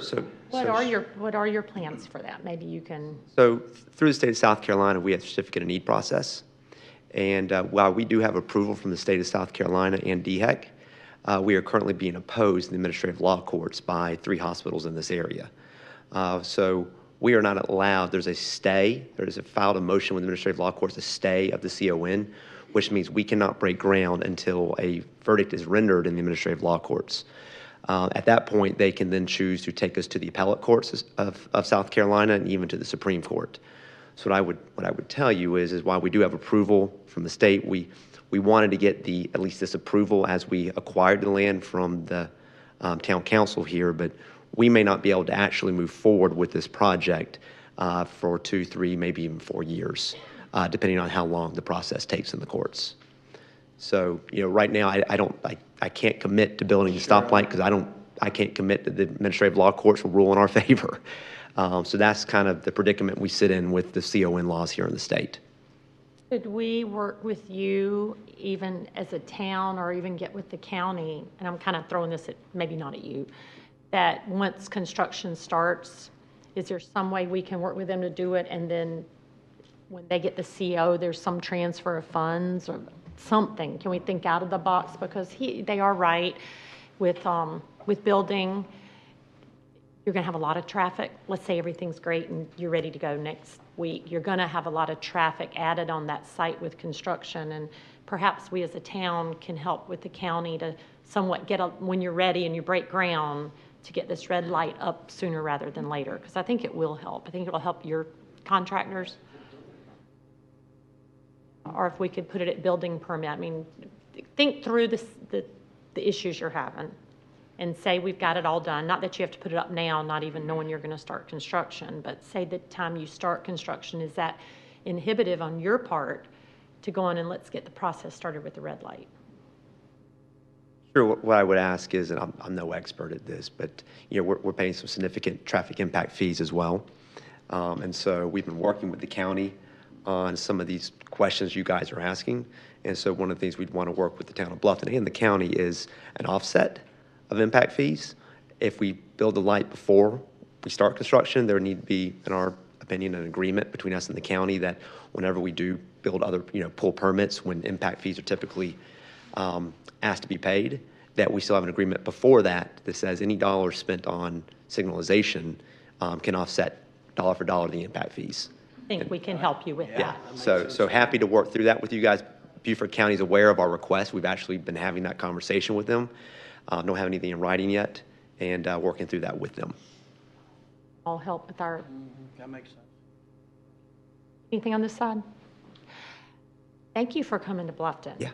And I think it's a game changer for that whole hub of healthcare. And I hope you get through that. We always seem to have these CON fights, and we have enough people for everyone to take care of. So I hope it Next week works through, and I hope your partners are all still happy and more exciting news to come out of there. So one question I just have, and really just for you to take back, and Kevin, keep an eye on, there's a little trail. It's 1.5 miles. It was done by the developer. It is super important to some families who've lost loved ones, and they want to take care of that trail. And I think you fall out of that PUD a little bit.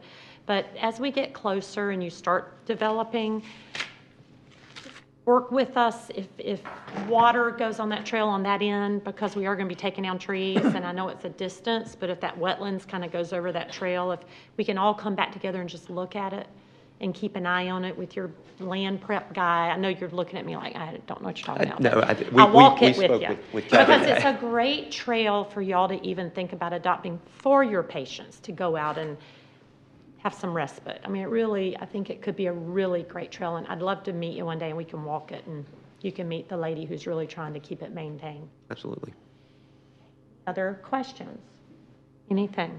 Okay, so is there a motion to approve the initial master plan amendment for South of the Broad Healthcare with the conditions that are listed on the screen?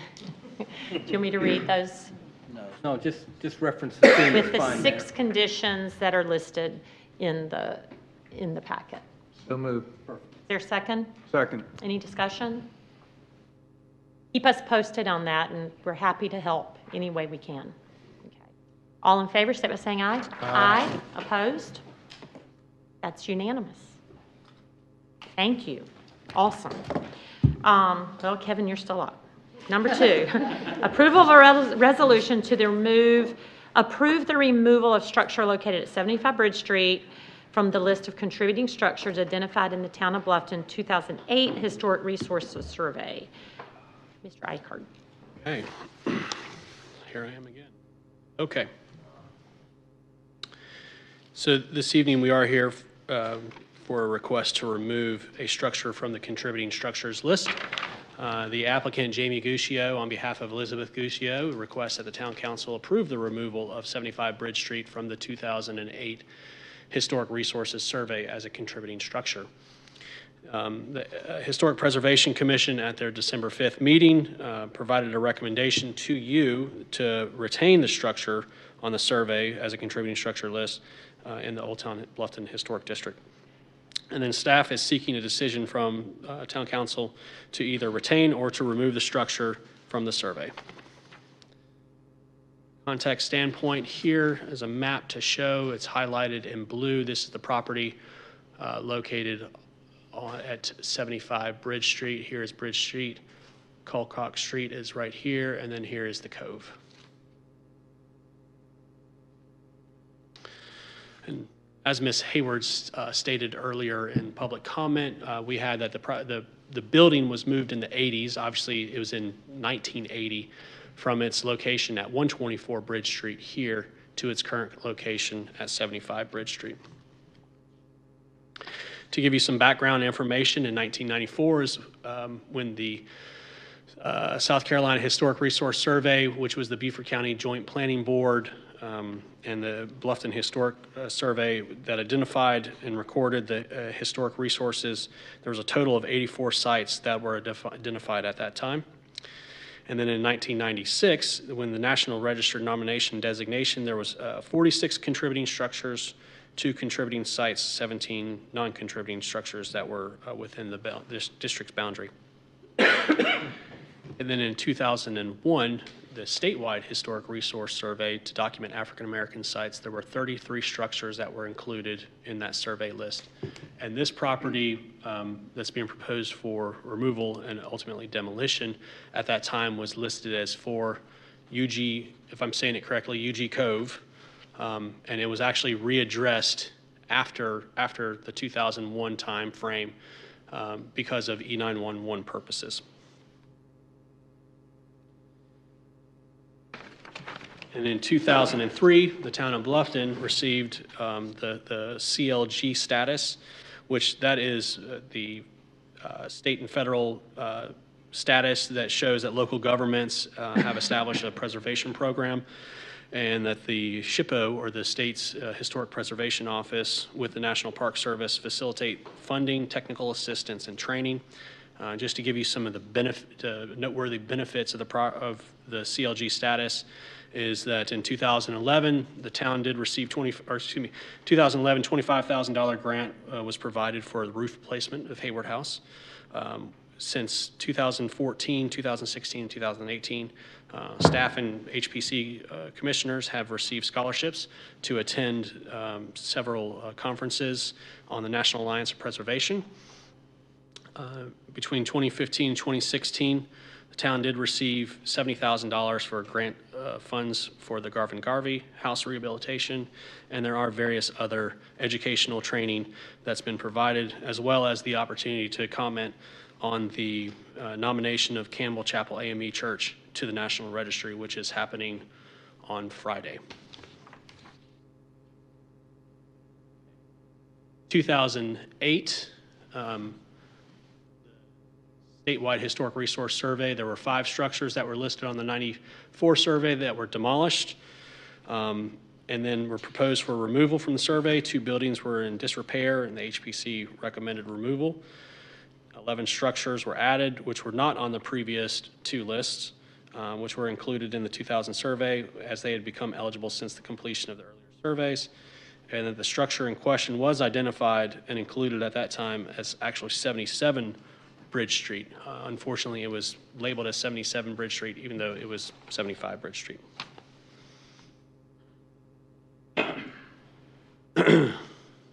Additional background is that this property was recommended on that 2008 survey to be included, which was passed by a resolution in October of 2008 by Town Council. Applicant, and fast forwarding to 2018, the applicant met with staff at a pre-application meeting in April of this year to discuss the demolition of the existing structure and the construction of a new single-family residence site. And then in October of this year, we did receive a letter from the applicant for the request to remove this structure from the Historic Resource Survey as a contributing structure. And that was, property was added as a contributing structure in 2008. So when the applicant first approached staff, to talk about the removal of this project, some of the things that we asked them to consider was that the demolition proposal for a contributing structure is a higher level of scrutiny than if the property was not a contributing structure. HPC could delay their decision up to 180 days to consider alternatives. We did ask them about the possibility of actually retaining the structure on site. Asked them to maybe consider if they could go to the HPC to classify this as an accessory structure or a carriage house, which would then allow them to have a primary structure on the site as well as this structure. Potentially to relocate it to another location on the site, as well as even just moving the structure outright to a different location versus demolition of it. Some of these pictures are actually provided in your staff or in the staff report. I'm just going to kind of go through them briefly. This is the property, or excuse me, the structure in question, so 900 square foot, which was on the survey sheet that we have listed as circa 1948, based off of Ms. Heywood's recent revelations that we've received, that it's even as early as 1927 that it could potentially have been located there. Again, this one story, it's frame building set on concrete piers. When it was moved in 1980, it was modified to include the open decks.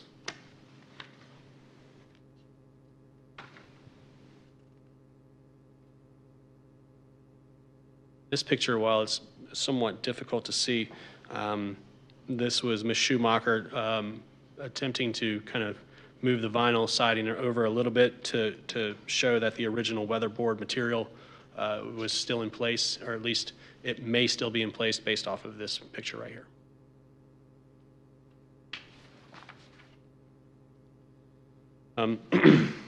As Ms. Heywood mentioned, the Gouge family, hopefully I'm saying it right, Ms. Schumacher was able to find that some of the headstones that are located over in the Bluffton Cemetery right now, that the two generations of family members were located there, and then also you could see that the Clemens name is located on that original 1913, I believe, map survey that we have.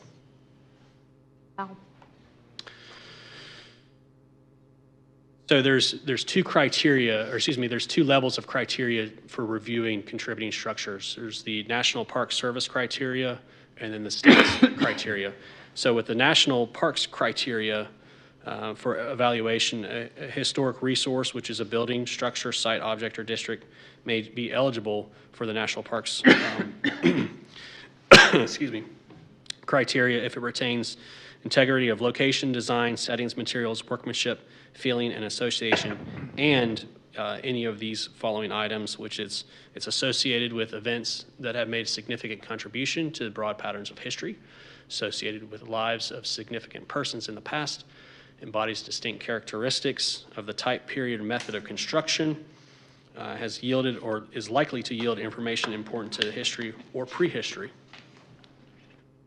And then you have the South Carolina State criteria, which is Section 12-122 and 123, which states the criteria for consideration of a structure is that it's 50 or more years old. It meets the local body's criteria for designation. If it further states that the categories of significance include but not limited to the following, which are architecture, culture, engineering, and history.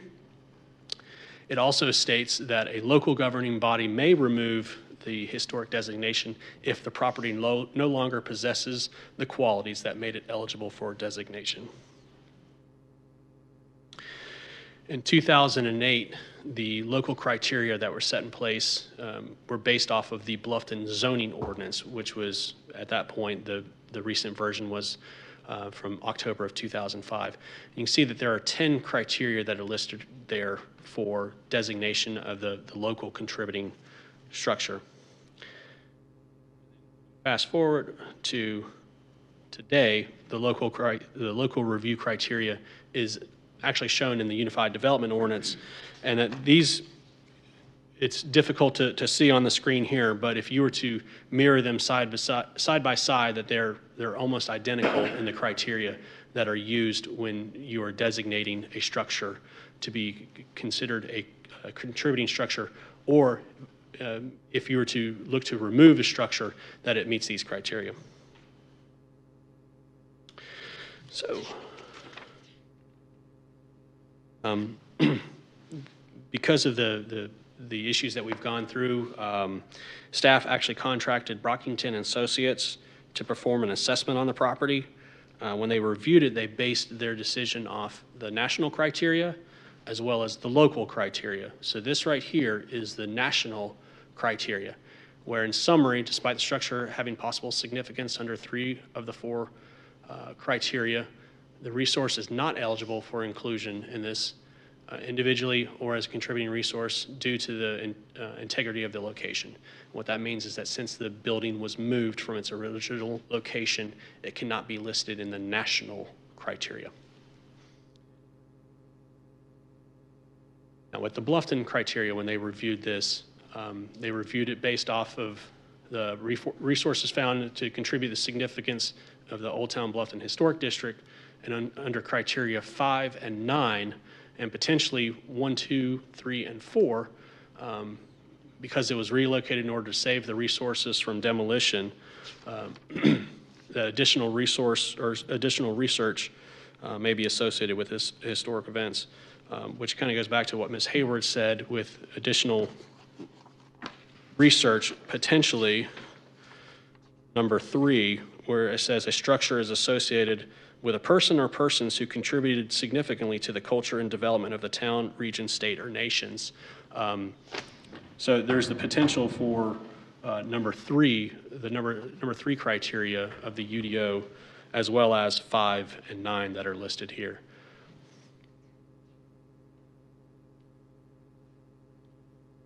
So your actions this evening for Town Council to consider the request of the removal of the structure and to provide a decision on whether to retain or remove the designation as a contributing structure based on the information provided. Happy to answer any questions. The applicant is here. Give them an opportunity to speak on their behalf. And then after that, I do have proposed motions for you to consider. Questions? Why don't we ask questions first, and then we'll pull them up. Let us maybe ask some questions. We probably have something to ask them anyway. Yeah, let's get questions to him and just get ready to come forward, because I'm sure we will. Questions on my right? Do you want to go? You all want to go before Larry asks a bunch? Start, Larry. All right. I knew this, I'm all about historical structures and ways of life and all that, since I'm still doing the same thing that my family was doing 200 years ago. Look at the structure. I mean, you'd have to pull the vinyls. To me, it looks just like any house trailer or old house that was built, and once all the wood started falling apart and rotting and leaking and all like that, you come back and put good old plastic on it. My other question is, if we... I had a question. Or my other... Statement. Excuse me. Y'all stop me if I run my mouth too much. My other thing is, when we're talking about significance historical significance. I have a question about why did the family sell the house and get it off the property so they could build them a new one in 1979 if the family significant ties to this, like it says on there, where they were part of the town of Bluffton's history and all that. So that's one question that I have. And my biggest one of all, I think, is that I don't like to tell somebody that if you've owned something for 40 or 50 years, you want to move up and build you something a little bit nicer than what you have, that you can't. Paid taxes on it for the last 40 years, and it's yours, and maybe you put the vinyl on to keep the rain out, or whatever. I just don't like telling people that they can't do something with something that they rightfully own, unless it's something more significant than what I see in this house. I'm done. Do you want to answer any? I don't really know what his question was. I was trying to figure that out. Unfortunately, I can't answer why they chose to sell it. I know it's might be more a rhetorical question. I wasn't asking you that. I'm very impressed with your packet report. I mean, I love seeing the process. I've kind of forgotten in 8 when we did this about the notification, letting people know. And I hope we're going to, because this company y'all obtained is a company that's doing our contributing structure refresh. Am I right? Yes, ma'am. Okay, so I'm happy, and I met with Lori and Jamie and talking about it, and we pushed to do this early. I don't think they came out with the answer that y'all wanted, but at least we got someone out of the box looking at the area and went ahead and looked at this one address, because it's really hard to put the stress on families, especially young families, to try to move forward when we keep holding them back month after month. So I really have a lot of respect for people in that. Yes, it showed that it was one when that certified letter went out, and then this company said it still is one. So on the list in April or May, is this going to be on the list if they had not even come to us? I guess that's going to be my question. Okay. Again, when you go back to that section 12-122, where it states that it, and just bear me. Here, where it says the local governing body may remove the designation if the property no longer possesses the qualities that made it eligible for that designation. So something like that would be that, the caved in, or there was a fire and caused so much damage that it no longer possesses those qualities. But based off of the information that's in that 2008 survey data sheet, and unfortunately, we don't have the most recent data sheet. They just haven't provided all that information to us yet. But I don't believe that there's a significant qualities that have made it to be removed from eligibility. So on this lot, is there a way, and I'll be honest, I didn't ask anybody their advice on this one because I know it's really emotional. So I wanted everyone to come up with their own questions. And my question was, and to Mark, and he said we would see it on here, is there no way to move this and still build on that property? Or is there no way to build on this platted lot, keeping it where it is? And is that a question? I mean, I don't know if that's a question. Those were during that pre-application meeting process with staff where we discussed those items about potentially, because currently through the UDO, you're allowed one principal structure and one accessory structure. The accessory structures have a maximum footprint of 800 square feet. This house is at 900 square feet. So the thought process was to bring it in front of the HPC and say, HPC, would you consider allowing this to be classified as an accessory structure or carriage house? So that way the applicant then could potentially have a principal structure, and then that would be their accessory structure as well. So that way you're saving the structure, it's still there. It's been, instead of the primary structure, it's now the accessory carriage house structure. So that was an item that was discussed. If That is then classified as an accessory structure. It could then be moved to different locations on the lot. From a setback standpoint, accessory structures can now be closer to property lines, the rear and side property lines. So you could potentially get the building closer to the property line. That way you would then allow for additional space for a primary structure. So those items were discussed.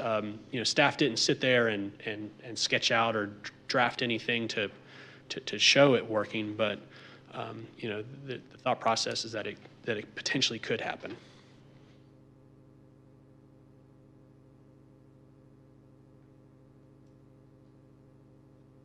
Oh, I'm sorry. You want to answer that first? I Yeah. thought you asked about an aerial. Do you have an aerial of the site to put up there so they could see the site? Yeah, I had it on my computer, but I know he had it at one point, like way before that. Yeah, it's a little slow, so please bear with me. Thanks, Mark.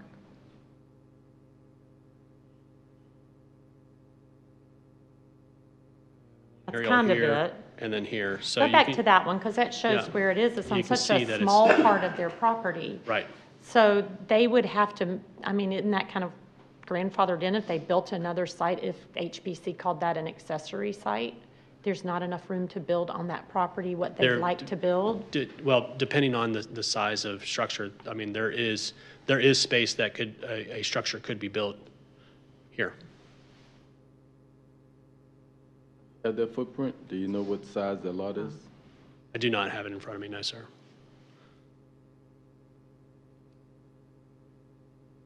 Do you have a question?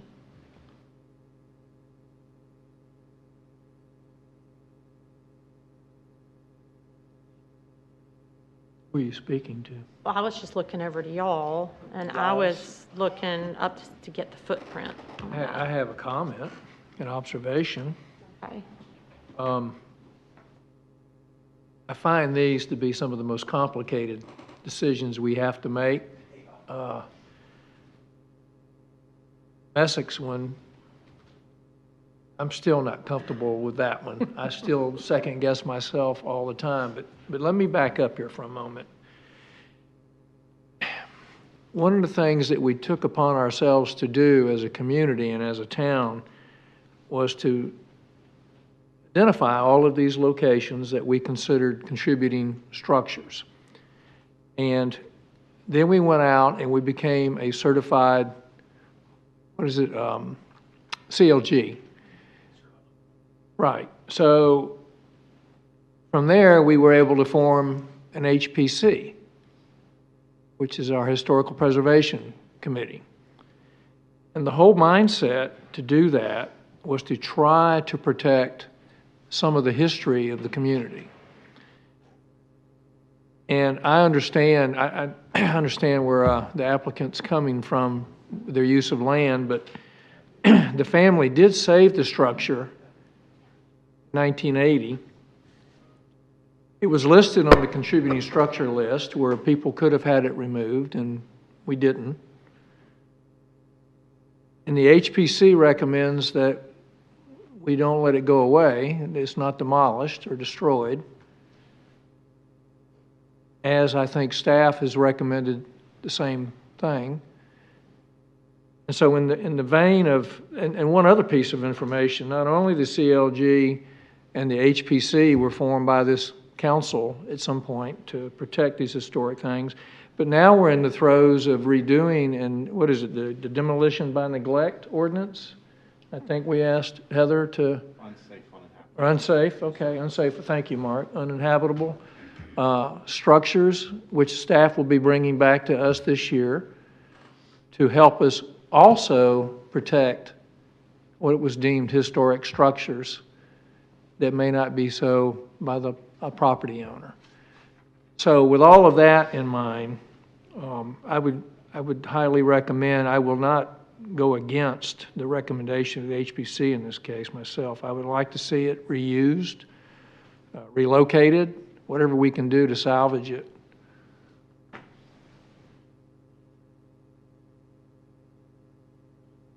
Questions? Well, I'm looking at the structure itself. I mean, it's elevated up. Of course, the decking and stuff won't go with the house. But with it being elevated on the pilings the way it is, I don't think it would be that difficult to move it. I'd like to get some idea of what the cost factor would be to try and move it. And then in addition to that, where would we move it to? I don't know whether we could put it, over by the Garvey house, Garvey house, or, another piece of property that we have. I'd like to take and maintain the structure. Once the tree is cut, it's gone. So I'd like to try and retain it. I don't want to put a hardship on the current owners of the property as far as them, having difficulty in moving on with their lives and building a new property. But I would like, before I went in that direction, I'd like to give every effort to, saving the house and doing what we could. Okay. Yeah. A lot of my thoughts want to be when the applicant speaks, so I want to wait. Any more questions of Kevin? We can always come back to Kevin, and maybe we'll let Jamie or Maybe one, I don't know if you know this, Kevin, or if we've looked it up. At what point of this house's life was the vinyl siding, the new roof, the way it looks now, it looks more like a mobile home to me. Have any information on that big transition took place? The applicant confirmed, but my understanding is that the vinyl siding was on the house before it was moved. Before it was moved? Before it was moved. 38 years ago? But I will let him. I don't. Okay. I'll let him speak on the behalf. Maybe. Okay. So. why don't we get Mr. Guscio to come forward? Stay right there. Sure. And no, well, you're being live streamed, so. We're all one big family, so I suppose to argue about it. Madam Mayor, Council, thank you for your time. I also do want to thank the town staff for their efforts and their hard work. I know they do a lot for this town, and a lot of it goes unsung. I just want to appreciate that. Being a home builder myself, I do have some frustration with the town, but that's a different issue. Anyway. But you on that focus committee too. This is for the removal of the contributing structure list. Right now, so when you approve this, we still have to go through the demo process, through the CO, and we have to go through other processes to get approvals for that. So this is just for the removal of the contributing structure list, off the list. So I just want to make sure that we understand that. The house was moved in 79 or 80. I was 5 or 6 years old. I remember seeing it come down Bridge Street and come down the lot where it was wooded. I remember Chief Rooker. He was always there. That man was a saint. That's what I remember of him. He did a lot for our family. But anyway, the vinyl siding was put in 96, 97, around that time, because of the existing siding and the window trims falling apart. Repainting it. It was probably lead paint at some point in time, but we covered it up, we being a father, covered it up with vinyl at that point. Done the roof, the shingles, all that stuff. Like you said, the porches, everything you see that's not yellow is not standard, or was not on the house. Except for the vinyl, obviously. That was not made until...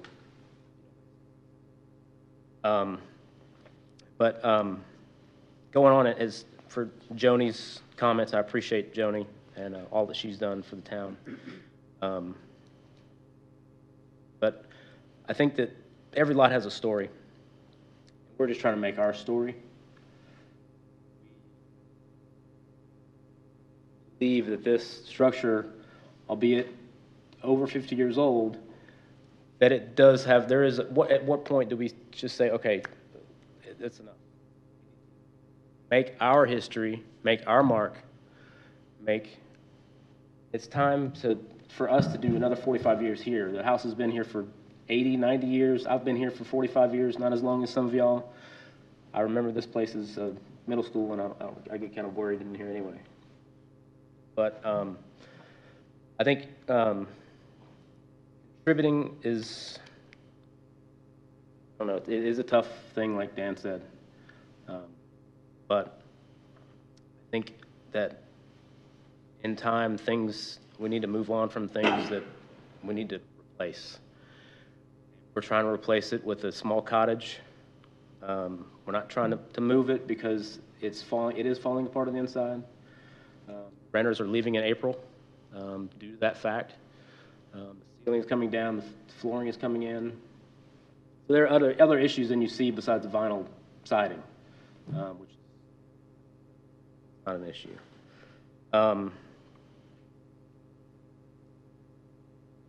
We're not looking to subdivide the property. We're not looking to add extra roof space. So if we do a new structure, if we move that building, we're going to add more roof line, more drainage issues, it's just more and more and more. And it's that close to the cove as well. That I think would be a concern.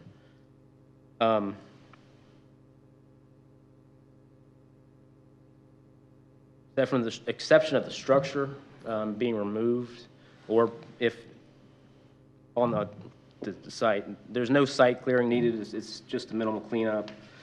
As far as the HPC, they, in my mind, kicked the can down to y'all because the last question before they voted, if we vote no, can the council override us?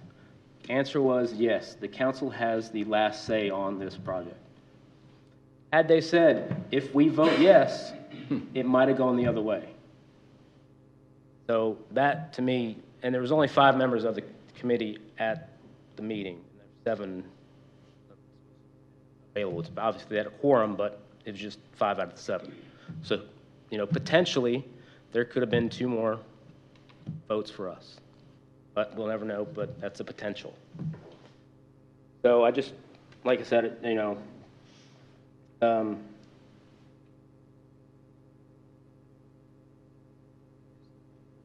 looking for the approval from y'all from the contributing structure list, and then we can move to the next phase.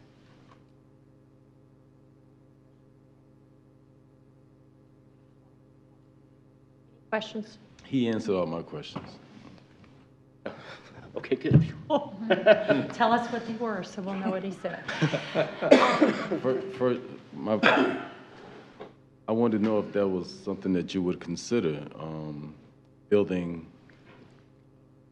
a home with that structure in place, or would you consider moving it to another place on the lot? Those are the things we did consider. That's why it took us so long between the April 4th and the letter to request for removal of contributing structure, because of the structuralness, the integrity of the structure itself, and the rebuilding and adding on would be not very cost effective.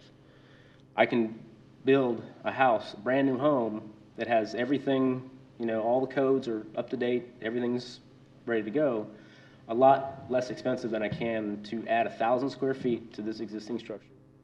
Probably take it out of any kind of historic, anything. I do have a question, please. Is the house occupied currently? For the next 2 weeks. They're moving out April 1.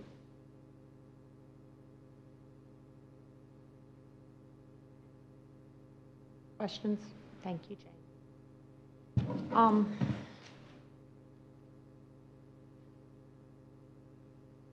I ditto Dan.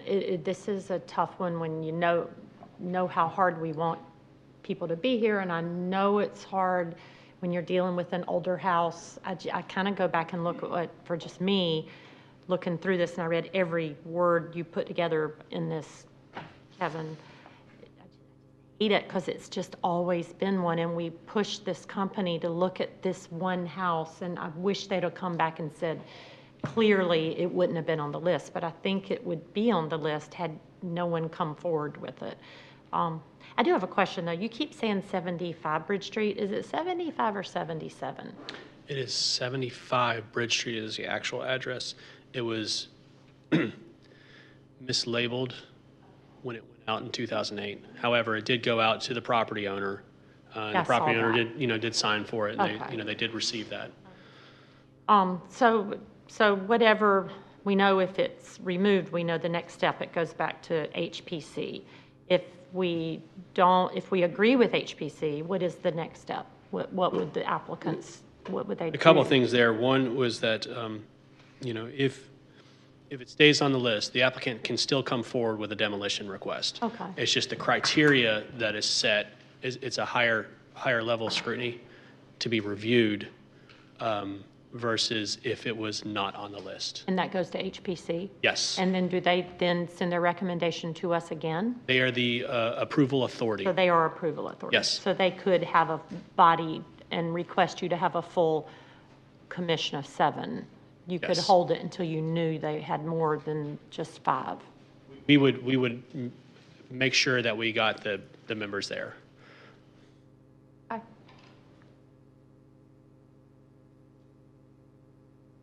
Okay, so want to put up what? Sure. Do you want to go to your motions? Yeah, again, I just left this up here that this was the 10 criteria, the overall list of 10 criteria Right. for the local designation. Oh, absolutely, absolutely. Okay, thank you for that. And could you put the motions up there too, while Lori's coming up, or after she goes? Hi, I'm Lori Gusho. Hey, Lori. This is super emotional for us. But I do want to know that if this structure was so important that you put it on the contributing structure list in 2008, why isn't it even listed on your map of important places on your town website? I mean, you have a walking tour map with 55 structures on there. Ours isn't anywhere on there. The old Eggs building is on there, which it's gone. But this old house that's fallen apart is not on there. And we have looked at whether or not we can move it, if we can move it on the lot. But we happen to really like lot sizes, and we like trees, and we just want to build a tiny little cottage on this lot for our family. Jamie grew up in this town. I grew up in Hilton Head. We want our girls to ride up and down the street.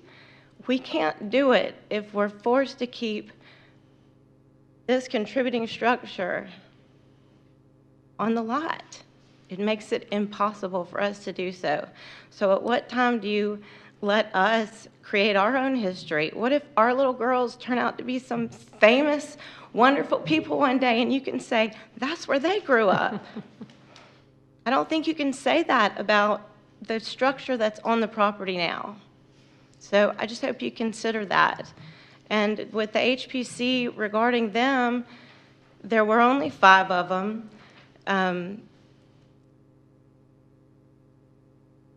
2 of the ones that voted no, I'm fairly certain never even saw the piece of property. And your map of the new contributing structures that we just saw up, it's labeled as Sarah and Daryl's house instead of this house.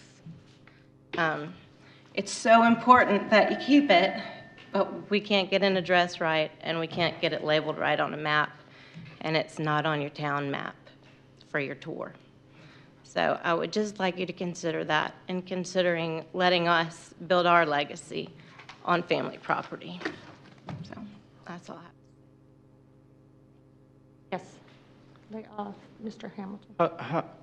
When we have contributing structures, what governing body that protects it to remain contributing structures, why was that allowed to be put siding on a contributing structure? Why did we allow that?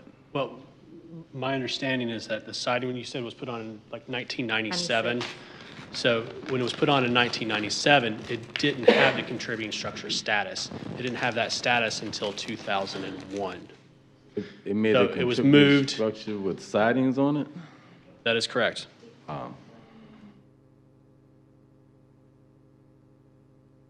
So whatever happens, and that's why I want you to put both motions up and someone can make the motion. It does give them whichever way. Say it goes the other way. I guess I'm asking between now and they went back to HBC, is there not a community, can we not gather people together to see how somebody else could move this house off the property. I mean, I know we've gone through that before with the Graves property, and there were a lot of people that were interested and we have such a great community now, people who truly believe in our designation. We have people that truly need something like that to rehab, and then maybe the historic folks can gather around to try to raise money to get it done. I'm just trying to think of both, because it's really hard to take something off this list when we just paid a lot of money to get it. I mean, I just wish they wouldn't have said this was one on there and been an easy. I'd want to find a way to try to help them at the same time. And I don't think I can say take it off. And I like the idea that it could go back to HBC with a full group, because I like taking their recommendations, because that's why we put them there. Don't know what to do to help them. And I know what I can do to help them, have it removed, but is there some way in between the two that we can't rally and figure out how to make this right? And help residents. Not that it is not our role to do that on a house, but I don't know, just throwing out thoughts. Anyway, nothing else? There is a motion to approve and there's a motion to disapprove. We could throw out either one and vote accordingly. Or if somebody wants to make a motion, they can. Tough decision for me, because I want to protect the historic district and I also like to protect young families. But I move that we disapprove. With the following, we only see one. One approve and one disapprove.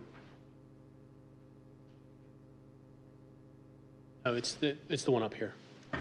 Okay, there's a motion to disapprove the request for removal of a structure from the 2008 Historic Resources Survey as contributing structure as stated on the printout.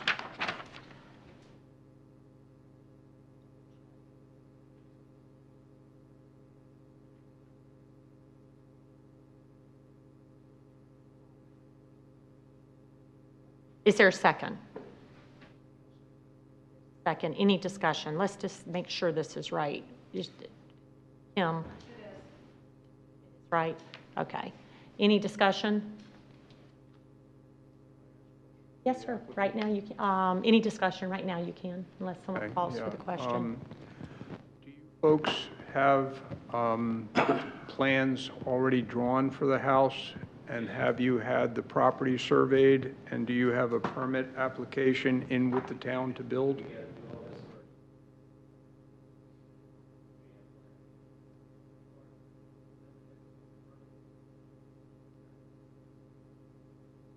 I'm asking that because I want to see a time frame that may allow us the opportunity to explore what other avenues we have available to us to possibly save the structure without creating a hardship on you folks at the same time. Okay, so I'm trying to get the feedback here so that we're all on the same page. As I said earlier, it's on pilings right now, so for someone to come in there and be able to move that structure, I don't think would be that difficult a situation. I'm leaning towards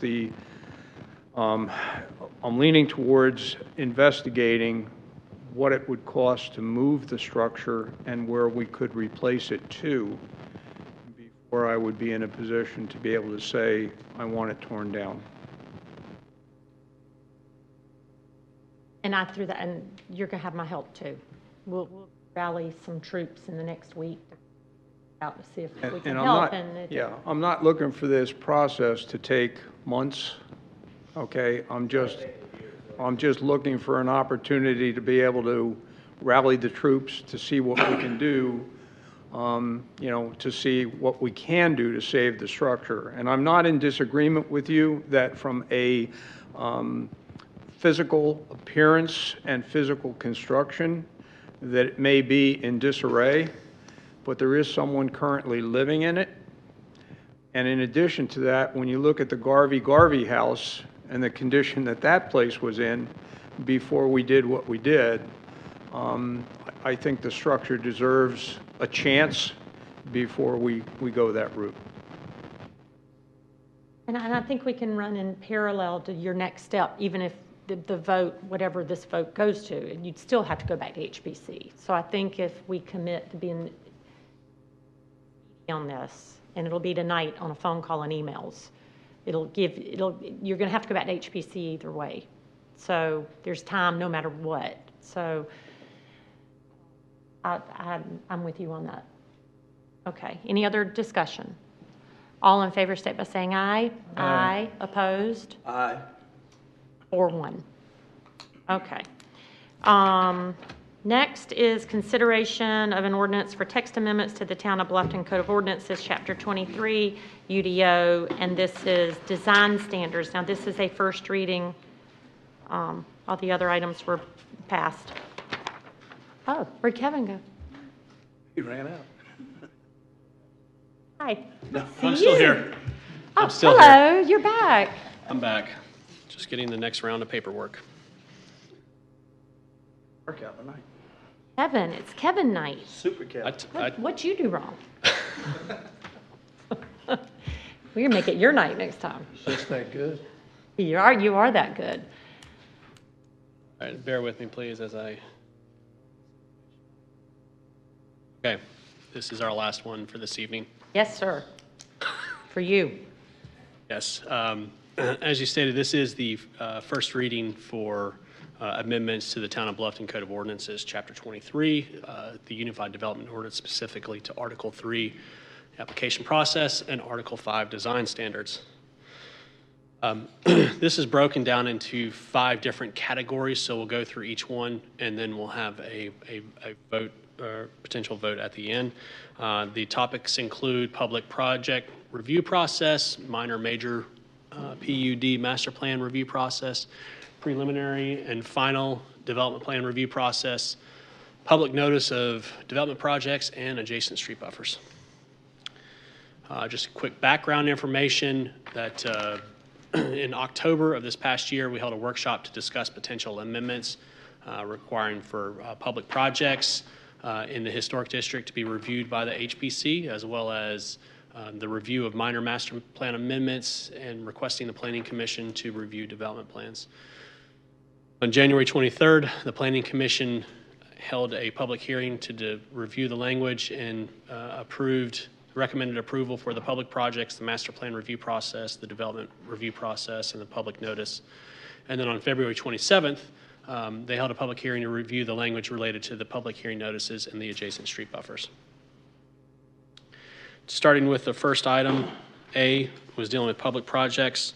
As I stated, that this was one that HPC had requested in September of 2017, the opportunity to start reviewing public projects through the Certificate of Appropriateness process. This came in front of you at the October workshop where we discussed this, and staff came back with the following proposal, which the Planning Commission reviewed and recommended, is that any application for a public project in the Old Town Bluffton Historic District would be reviewed for comment only through the HPC and ultimately would remain in the approval authority of the UDO administrator. So currently, the UDO administrator reviews and approves public projects that also go to the Development Review Committee. However, they do not go to the Historic Preservation Commission.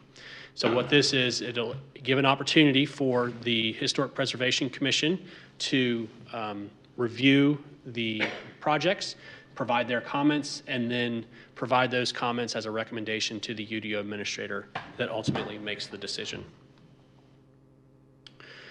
And flow chart aspect of it that we have, the application process table, as you can see here, is that a reviewing would be through the HPC here. Again, ultimate authority is the UDO administrator. The second item is dealing with the PUD master plan amendments for minor and major amendments. The request at the workshop was that the Planning Commission were to review minor amendments to master plans where currently they are reviewed administratively and only go to the Development Review Committee for comments, which puts it at a public meeting, and then the UDO administrator makes the decision. So the language is set up here that the minor amendments be subject to the review process set forth in the applications manual. 1 minute. Yes. Larry, are you leaving? Okay, I just need to know that. Okay. Continue. Sure thing. Okay. Well, gotta let me know when you leave, please.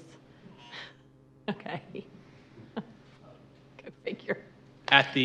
At the Planning Commission meeting, the Planning Commission did make the recommendation that the minor master amendments would only go to the Development Review Committee, and they felt that they did not need to review minor master plan amendments, only the major and initial master plans. Here's a table showing where we would have the initial master plan for review, and that the Planning Commission would be reviewing a group and then would go to Town Council, and then for a minor amendment, Planning Commission would be a review group as well as Development Review Committee, and then the authority would be through the UDO administrator. The next item was dealing with development plans and the review of development plans.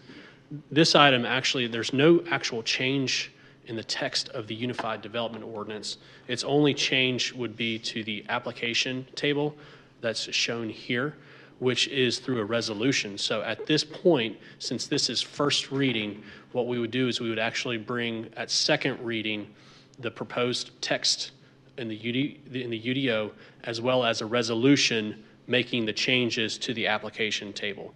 So right now, the development plans would actually come at second reading with these proposed changes.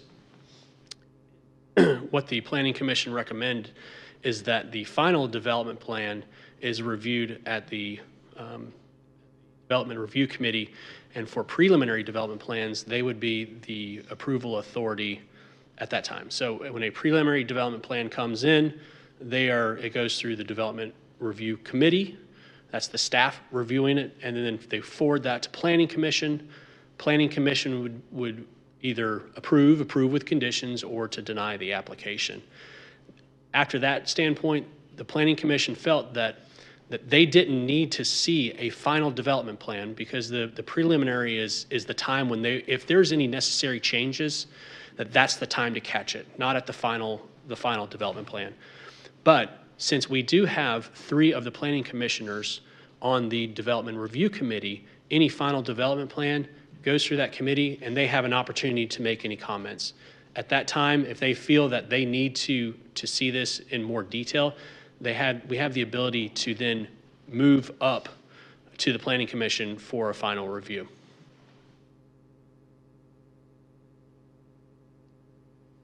The next item was dealing with the public notice of development projects. This came about through recent concerns of development where individuals were not notified of developments that were happening, in and around them. So staff has created language where when a plan for a master plan, a development plan, a subdivision plan was applied for, that staff would then put a conspicuous notice of the pending application on the property, and it would be anything from a sign, that's posted on the property saying, permit applied for, development plan applied for, just to give notification that someone has applied for something here. And I think that's the big concern, is that a lot of people, they don't know it's happening until they start to see, the bulldozers coming out and silt fence going up, and they feel that it's too late at that point to provide any comment. So we would have the conspicuous notice, as well as providing a certified mailing to the owners of property that are adjacent, contiguous, or abutting, as well as any property owners association. And then the responsibility is on the property owners association then to disseminate that information out to their residents.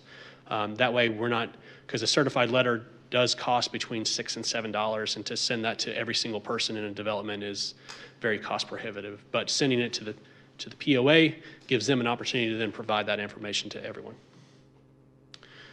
Now, with that, and this language is in here to make sure that this applies to the master plans, development plans, subdivision plans. But we want to make sure that we're not sending out we don't need to send out a notification for an exempt plat. And that's where someone is just moving, they might be adjusting a property line, or they're just putting information on a plat. They're not subdividing a property. A certificate of construction compliance, a development surety, these items don't necessarily need a public notice for that. So we just wanted to clarify that in the ordinance that these applications are exempt from that. And then the last item that we had was dealing with the adjacent street buffers, where we've had properties that have been coming in specifically on Bluffton Road, where we do have a requirement for a 50-foot wide landscape buffer on Bluffton Road. And as you're coming into town, you'll notice that the majority of sites out there are developed, and they do have the buildings that are closer up to the front. And to have this buffer requirement is counterintuitive to what we're trying to do of having pedestrian-friendly buildings up close to the front. This is also, you wonder if this requirement is in the county, because there's a lot of properties that are in Beaufort County. They are moving forward with this buffer reduction, just so that way it's no longer there. We've had this issue come up with there's a chiropractor's office that recently was constructed and is now operating, where they actually had to come in to get a variance because of their lot, because that 50-foot buffer took so much of the land that they have. It was practically impossible for them to develop the site with a building and parking with having a 50-foot buffer. So removing that buffer, still providing necessary landscaping. If you have parking or drive aisles, you're still required to have that screened, as well as street trees. So there'll still be landscaping out at the front. It's just not a 50-foot wide buffer of landscaping, and then the building is set back. So on that, go back to that one. So Yeah, and here's a map that might help you to. No, I know that. I want to talk Yes, about ma'am. your wording. You scratched through South Carolina Highway 46, but you added May River Road, which is great. But May River Road is South Carolina Highway 46. So I think Right. we got to word that differently. Well, what this means, this buffer still applies to May River Road. By scratching out 46, what we're saying is that, because 46 is Bluffton Road and May River Road. So by removing that and just having May River Road, it takes out the Bluffton Road component of it. That's not going to be seen. There's no way to scoot around that. Somebody can say, well, South Carolina 46 is May River Road. I just want to make sure we got the wording right. Striking through 46, so 46 will no longer appear, so once. Okay, so May River Road, and it'll be a map associated with it. Okay, It good. ends at nickel pumpers. Okay. Yeah. Okay. Actually, nickel pumpers is in the historic district, so this buffer does not apply for any properties located in the historic district. Here are the 5 review criteria. I'm happy to go through them if you like. If not, we'll just continue on. The Planning Commission did provide a recommendation at their meetings, was to approve with conditions of that minor amendments to master plans be reviewed at the Development Review Committee and should not be required to return to the Planning Commission for their review.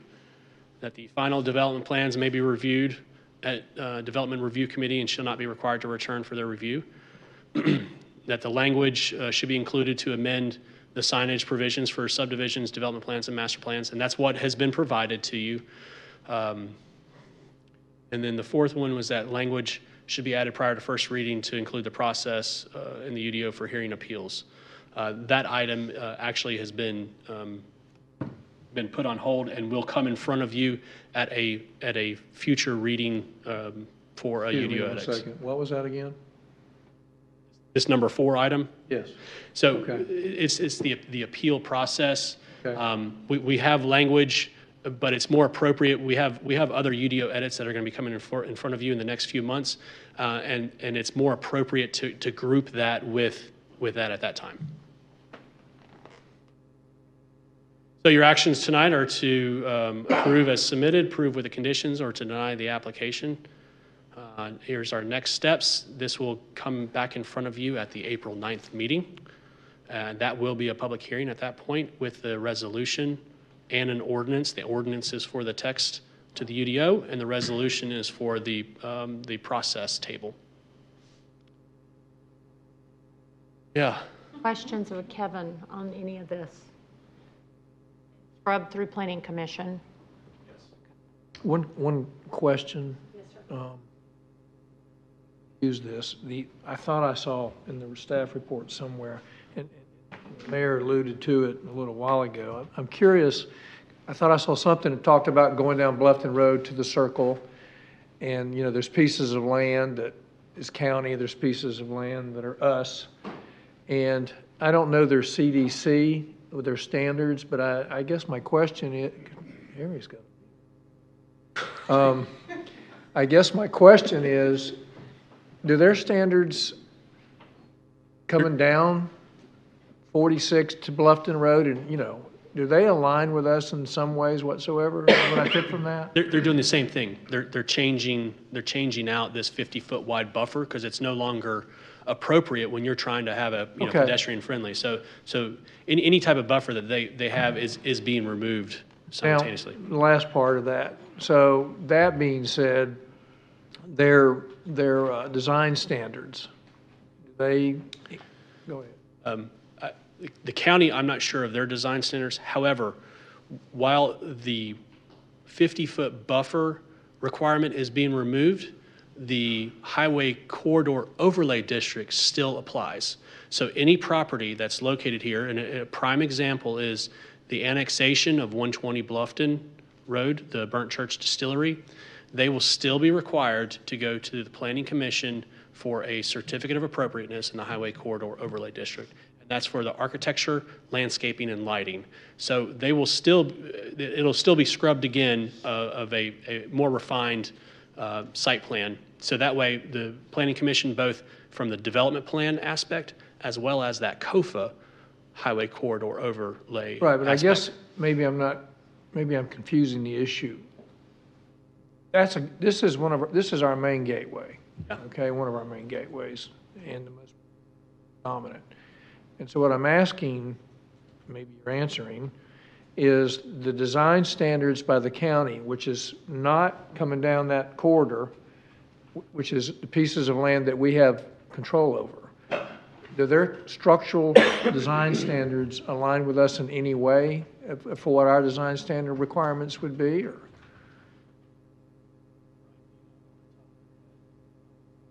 I know that Brian's been working with the county on this, so I'm going to actually ask him to kind of chime in on that real quick. Yeah, so that's on their new CDC, or Community Development Code, on the, I guess that would be the western side, their standards are ours. On the eastern side, they have their transect zones, their form-based code, so they have a greater level of design detail on the east side.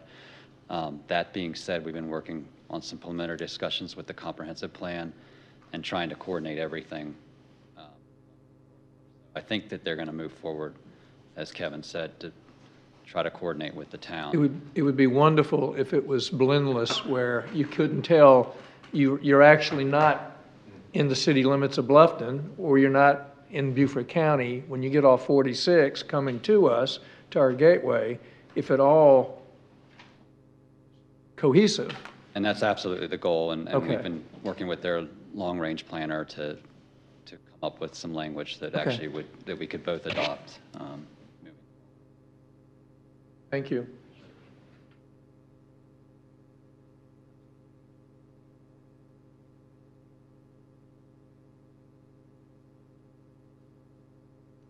Hey, anything else? Great.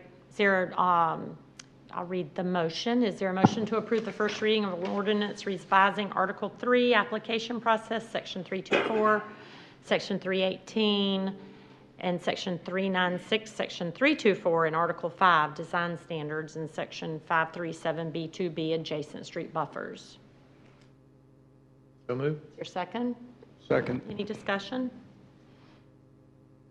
Have a few little thoughts to change it after we digest it all. We can do a slight modification between first and second reading. Yes, ma'am. Okay. All in favor, say by saying aye. Aye. Opposed? That's unanimous. And Next- Kevin, now sit down. Nah, let's keep him standing. I mean, you guys will. It's the first time I really had a chance to get to know you. You did a good job. Yes, he did, he did. Great job. Thank you. Fabulous. What did you call him when you were first hired? Kevin iPhone? iPhone. Yeah. iPhone. You're good, Kevin. Thank you. Thank That's you. staff Very report. good. Well You may pass it on to the next person for next month. We'll make them stand up. I think there's just a mirror. It's just going to come right back Yeah. to me. So we have a long consent agenda. For those of you still in the audience, please look at it. It's all really great information. If there's nothing off the agenda, is there a motion to approve the consent agenda? So moved. Is there a second? Second. Any discussion? All in favor, state by saying aye. Aye. Opposed? That's unanimous. We have no public comment for the non-related agenda items. Is there a motion to go into executive session for two items, legal advice regarding our ordinances, which is FOIA 3470A2, and legal advice from town attorney regarding contractual matters pertaining to Bluffton Designated Marketing Organization, and that's FOIA 3470A2. So moved. So moved. Here's second. Any discussion? All in favor, say by saying aye. Aye. Opposed? We are in executive session. Y'all can stay. We go back there. Yeah.